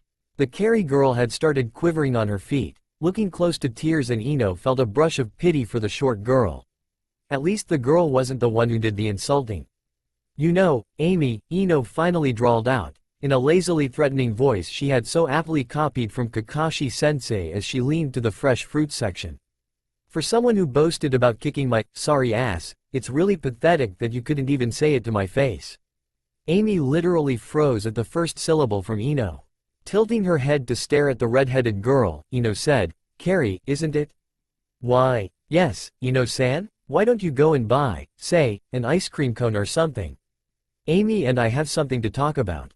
Her reputation as the most terrifying, loud, bitchy girl in Academy could be so handy at times. Ino smirked for good measure. Yes, Ino-san, the red-headed girl squeaked under the smirk, perhaps imagining the many things that Ino could have done to her lest she denied the order. Carrie gave the frozen Amy a terrified bow and all but scuttled out of the soon-to-be battlefield. She disappeared without a second glance behind a large-bellied man who was ogling at some huge chunks of something meat. Several seconds lapsed in silence as Ino glared at Ami's back, waiting with her fingers drummed on the metal surface of the aisle besides her. Ino was about to bark some selected crude remarks when Amy slowly turned around, her small eyes narrowed in obvious dislike at the blonde. Sniffing arrogantly, well, as arrogantly as someone who had her knees shaking, Ino scoffed with a mental sneer. She said, I have nothing to say to you, Yamanaka. Seems to me you've got many things to say about me instead. Ino snapped, her blue eyes narrowed in challenge at the other girls. They had fairly clashed the first time they laid eyes on each other. Two opposite individuals with different ideals and similar stubbornness, surrounded by their own layers of friends and social status. The incident with Sakura in their early academy days only worked to further fuel the building hatred between them. What, afraid to say when your groupie's not around kissing your ass? I'm not afraid of you. Amy hissed venomously, though the little, barely noticeable quiver in her voice didn't escape Ino's shrewd observation. It was just her luck, and a bad one for Amy, that there was currently no one around the aisle. It wouldn't do her reputation any good if she got labeled as a bully, and leafs know what her parents would do if they heard about this. Amy placed her hands on her hip, lips twisted into an ugly sneer. So tell me, how's Uzumaki doing? Ino arched an eyebrow, an intense surge of loathing coursing inside her veins at the way Amy pronounced the emphasis on the name. After getting teamed up with Naruto, Ino had began to notice the many subtle glances of either disgust or hatred that the blonde boy received every time they went around the village. Naruto said nothing about it, but the girl was ready to bet 1 year allowance that he noticed those glances as well. Part of her chalked it up to Naruto's earlier days' outrageous pranks, like vandalizing the Hokage monument with paints. Though another part, her swelled curiosity, insisted that it was because of some uber-secret reason that she knew nothing about. It was therefore with some surprise that Ino found herself with an obligation, only brought upon her by herself. She seemed to be getting into a load of shit lately. To justify the villager's action by being Naruto's friend and trying to get to know him better than just a loud-mouthed orange human cannonball that sucked in ramen like it was oxygen. Hell, no one screwed around with her friends. Maybe that's the compulsive side of her personality talking. She took a step forward, radiating evilness, and it was with some satisfaction that Ino noticed Amy taking 2 steps back. What's Naruto had to do with this? Losers flocked together, right? Sputtered the girl, barely concealed fear flashing through her eyes as she took another step back, clutching at the metal railing of the frozen section to stop the trembling of her hands. I heard he took 3 tries to pass the genin exam. Must be one stupid. And what's that have to do with anything? Ino interjected coolly, a growl rumbling low in her throat. Who gives a damn if Naruto failed 3 genin exams? He passed in the end, didn't he? Without giving up, Ino thought rather vindictively. Images of squishing a minuscule version of Amy under the soles of her ninja sandals suddenly became too appealing to ignore. And those cage bunchins of him kicks serious ass. And he could probably outclass everyone in Konoha in a ramen eating contest. And he was certainly the most stubborn, flashy and annoying genin ever graduated from the academy. And, Ino blinked out of her short reverie and wisely cut her mental ranting short before she did something drastic that she would later regret. Like jutsu-ing herself into Amy and undressed the girl in the middle of the market out of sheer spite. Her knuckles were turning white from the firm grip she had on her trolley, wordlessly challenging the other girl to say something, anything, bad about Naruto just so that she would have an excuse to stuff the carrots into Ami's overlarge mouth. The flowers didn't seem to work back then. Sasuke-kun must be devastated to have. Ino's smirk turned downright malicious. Last time I checked, he was actually very impressed with Naruto's jutsu. Strike 1. Even said to me that he thinks Naruto is more useful than most of this year's genins. Strike 2. Especially his drooling, useless fangirls. Strike 3. Out. Okay, so that was not technically true. But she did saw Sasuke's eyebrow twitching sporadically from her hiding place when Naruto first performed Kage Bunshin no Jutsu in Kakashi-sensei's pseudo-test, which she took as a sign of being impressed from the usually emotionless and twitch-less Uchiha. She had spent the better part of her life watching Sasuke, even if it was for the sake of the sacrifices she made for Sakura, and had come to several conclusions regarding the little gestures that the dark-haired boy was prone to do when he felt things. Like twitching when he was impressed, he twitched whenever Iruka-sensei demonstrated deadly accuracy in kunai training or teaching them how to kill more effectively, and grunting a little less than usual when he was happy, usually after blowing up some unfortunate practice dolls with Kaiden jutsus or polishing his kunai collection in class with this weird gleam in his eyes. Ellipsis. That one teammate of hers sure as hell was messed up. But that was beside the point. And Sasuke did say something along the lines of, "HN, you're at least good for something, sometime, somewhere," when the 3 of them were together. Probably after he finished mutilating one defenseless tree with his kunai and shuriken. Read. He was in a good mood. And heck, that was as good as any grand, elaborated compliment from other normal people. Though manipulating the Uchiha's rare words was not really the most noble or honorable things to do. Not that she give a damn about that sort of things anyway. It was deemed necessary in such situation. To crush the ridiculously bloated ego of one Amy. For Naruto's sake, of course, and not for her own morbid pleasure. Nope, not at all. Satisfied that she had successfully convinced herself that she was doing the right thing, Ino's malicious smirk widened at the look of pure disbelief on the other girl's ashen face. Rolling the trolley away from the stunned girl, Ino tossed her head back and carelessly remarked, "Make sure I'm nowhere near you when you decided to badmouth Naruto. You might not be this lucky next time. It won't do to spoil perfectly good carrots just to shut you up." With a jaunty wave, Ino strolled off, humming happily to "Gotta Kill 'Em All." After picking up other items in her list and also some that were not, the salesgirls were staring funnily at Ino when she paid for them, mostly because she was gleefully giggling under her breath. Ino breezed out of the market with 2 large bags of groceries in her hands and a gigantic grin on her face. Amy was gone when she passed through the frozen food section, and Ino suspected, with a chuckle, that the girl must have fled the scene to mope around with her groupie. Hopefully Carrie had enough sense to not join them. It would be such a pity if Amy corrupted another innocent soul to do her bidding.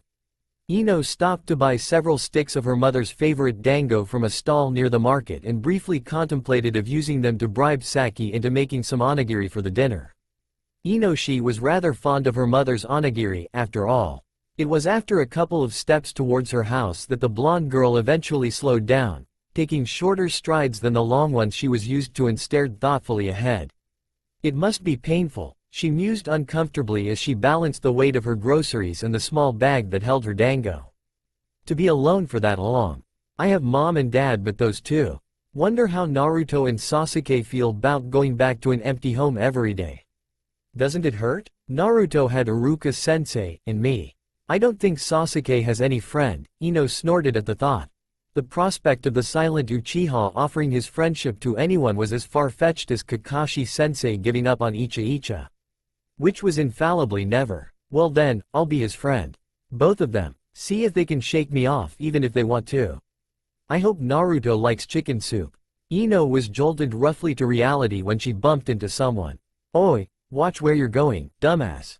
Cursing ever so colorfully, the blonde girl staggered back, shaking her head, and tightened her grip on the grocery bags that were threatening to topple forward from the unexpected collision. She squinted on eye open, and her scowl immediately evaporated into a grin. Oh, it's you. Hyuga Hinata colored at Ino's recognition and dipped her head low. Sorry, Ino-san. I was too absorbed in thinking and didn't see you there. Never mind, it's my fault too. Shoulda watch where I'm going, nay? Ino chuckled good-naturedly, and her grin turned mischievous. What are you thinking about anyway, Hinata-chan? It must be so important that you forgot to look around. The blush on Hinata's cheeks deepened. It's nothing, Ino-san. It was, boys, wasn't it? The red was positively creeping into the Hyuga's pale eyes at the random guess, and Ino grinned in triumph. Call it a sixth sense if you must. Being her bossy self. Gossips are too heavenly tempting sometimes. The blonde girl gave Hinata's rib a soft nudge and winked conspiratorially at the blushing girl. So tell me, who is this lucky guy? I don't. Is it Kiba? A horrified shake of head. No. Yeah, he's too brash and stupid for you. Shino? The horrified head shake increased a level or two. Ino-san, please. The silent and mysterious type out then. There goes Sasuke. Don't understand why other girls dig that. They can be so annoying, ya know. I don't suppose you like fat guys, do you? I don't. Phew, not Choji then. You'll be frustrated anyway, he's already in love with food. Oh ho, is it Shika? It's Naruto. Ino blinked, and unknowingly gawked at Hinata, who was blushing so hard that she looked like she was going to get dehydrated from all the heat. Naruto? Shuffling nervously on her feet, Hinata nodded, index fingers pressed together. A little hesitant and a lot embarrassed, the girl tilted her head up slightly and murmured, Ino-san is in the same team as Naruto-kun, right? Blinking a few times to clear the fog that was currently misting her brain, Ino awkwardly tried to scratch the bridge of her nose, only to realize that she had to use both hands to hold her groceries and dango bags. Deprived of that option, Ino ended up grinning crookedly at Hinata. Yeah, he is. Curiosity, and astonishingly, suspicion, kicked into full motion. Why, Naruto-kun. There was a desperate edge in Hinata's voice, as she looked everywhere but at Ino. She settled on shuffling nervously again, apparently trying to think up an appropriate answer, which was not really a good idea as that made the blonde girl more curious and suspicious than ever. Ino was about to spew out another question when Hinata hurriedly ducked her head and said, I have to go. Kurenai-sensei is waiting for me. See you later, Ino-san. And the Hyuga was gone in a blink of an eye. Ino mentally cursed, she had been blinking too much today. With a last glance at the direction that Hinata had disappeared to, Ino heaved a sigh of frustration and trotted back towards her house with more than a little mental burden from the brief encounter. She was, insert little space between almost pinching fingers, close to pry open the secret, whatever it was. Ino did know that Hinata was not really the brightest bulb around if it somehow involved feelings and general communication, but really, the pale-eyed girl had just become ridiculously incoherent. And Ino was just asking about Naruto, for Leaf's sake.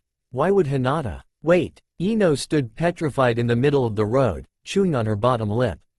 Hinata said that she was thinking about Naruto. Which was unusual, and she blushed, redder than usual. Like, red.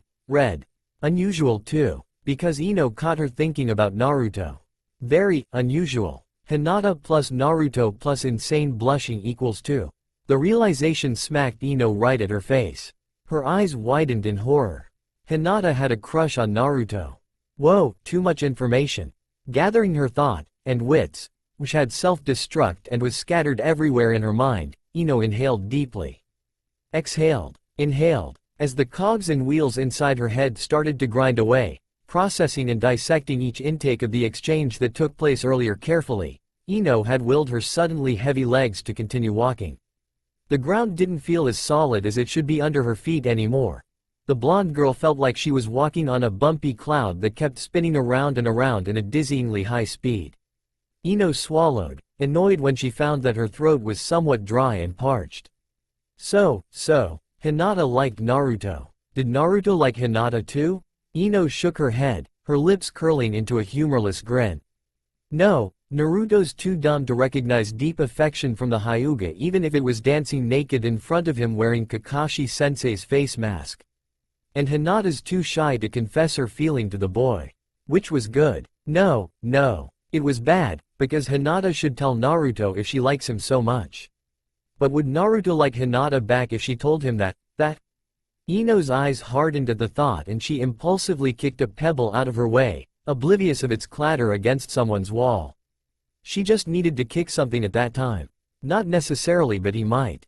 Naruto might be too lonely and just, stupidly, convinced himself that he likes Hinata too. When he really doesn't. Shouldn't. Okay, that definitely didn't sound right. It was like she had gone all possessive on the blonde boy or something. Ino chuckled dryly, only to stop seconds after she had begun. Was she? Of course not, Ino whispered, kicking off her sandals at the back door of her house, ambling inside with her arms wrapped around the bags. She headed straight towards the kitchen, relieving her aching arms from the weight, and grinned at her mother, who was rinsing her hands in the sink. Waving the dango bag at Saki, Ino cheerfully said, "Got you some dango." She had to stop thinking for now. Maybe later. Yeah, later. Much later. Saki turned off the faucet, leaning against the tiled counter, and regarded her daughter with a small smile as she wiped her hands dry. "And what are you planning to do with those?" "Let's see." Ino tapped her chin with her finger, staring in mock thoughtfulness at the small bag of dango. "How about I trade these with your infamous onigiri? Sounds fair?" "Your father really spoils you," chastised the dark-haired woman, sighing. She leaned forward and tried to reach for the dango, only to have Ino impishly dancing out of the way. "Fine, I'll make the onigiri. Give them over already." "Sheesh, Mom. I swear you got cranky every time dango is concerned." "Be careful or Dad might get jealous," the blonde girl fibbed, taking one stick for herself and tossed the bag to the outstretched hand of her mother. Sinking her teeth into the sweet treat, Ino jerked her chin towards the general direction of the groceries and mumbled, "I bought some natto and crackers. Choji polished them off the last time he came around. Hope you don't mind." Her mother was too engrossed with her dango to provide a reply.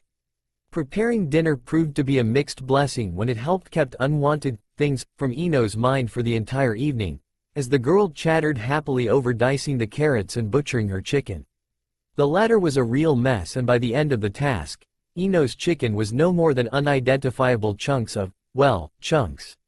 Cooking was not really her strong point, but Ino enjoyed the occasional chances where she would spend quality time smearing some slimy concoction that most of the times appeared out of thin air on Saki's face and was rewarded with jovial laughter instead of enraged shrieks. Saki was also content enough to agree to teach Ino how to make onigiri when the girl was not, to quote her mother, running around, saving Konoha from evil ninjas. When she finally left her soup to simmer slowly on low flames, Ino wiped her sweaty brow and tilted her head at her mother. "I'm going up for a shower," the blonde girl announced, untying the soiled apron from her lithe form. She glanced at the clock, 10 minutes after 7. Dropping the apron into a laundry basket, Ino paused at the base of the stairs when she remembered something. Or more accurately, someone. Mom, I forgot to tell you that I invited Iruka-sensei too. He'll be here with Naruto." Maybe it was a trick of the light, but for a split second, Ino could see the color on her mother's face drained like someone had sucked the blood away using an invisible syringe. Though Saki looked absolutely fine when she waved a hand and said, "I'll set the table for 6, then. Your father told me that he'll be a bit late, but he'll be here at around 9. You go take your shower and wear something decent." "Mom," Ino pouted, already starting to descend the stairs. "I'm always decent." "Of course, dear." Something told Ino that her mother was just humoring her. Her shower was a cold and quick one. Ino couldn't afford to enjoy the luxury of a long, warm bubble bath with just 50 minutes to spare. Not only that she had yet to pick up an outfit, something decent, she also needed some time to tame her hair. Do you think it was easy to manage long hair? Huh? And apply the cursory lines of makeup onto her face. Mascara is obligatory. A glance at her alarm clock decreased the remaining minutes to a severe 32 minutes to the promised 8. Toweling her hair dry with a hand, Ino rummaged inside her closet for a long-sleeved purple t-shirt that she remembered buying sometime last month, or was it last year? She had already found a pair of black slacks to match the shirt. Now, if only she could find the damn thing. Flinging the damp towel aside, Ino groped blindly for a hairbrush on the table, knocking over a vial of perfume in the process. Almost nauseating, Thousand Roses scent instantly filled her room. Shit. Ino abandoned her closet to sprang into the bathroom and snatched a small towel, darting to the spreading pool of pale pink liquid in a flash and swiftly cleaned the mess. She picked up the fallen vial, chucking it into the trash can beside her bedside table and grabbed her hairbrush. Brushing a hand over her wrinkled slacks, Ino ran the hairbrush almost frantically through her hair and kneeled in front of her closet once again in search for the missing shirt. It was with some difficulty and a cart of curses that the blonde girl finally found said shirt inside a jammed drawer. She had to resort in using a kunai as a substitute for a crowbar to force open the stubborn drawer. Splinters of wood strewn unceremoniously on the floor, Ino slipped the shirt on and stood appraising Ly before the mirror. The t-shirt was appropriately plain, except for the crest of Konoha stitched in lighter purple at the back. Ino twisted her hair back into a loose bun, allowing several strands to escape the bun to give it a more elegant look. She folded the sleeves of her shirt to make it reach just below her elbows and began putting on her earrings just as her mother's voice rang from below. "Ino, your guests are here." "Crap, where's the frickin' mascara?" That's all for now. If you want to see next part, then please like this video and subscribe my channel. Thank you.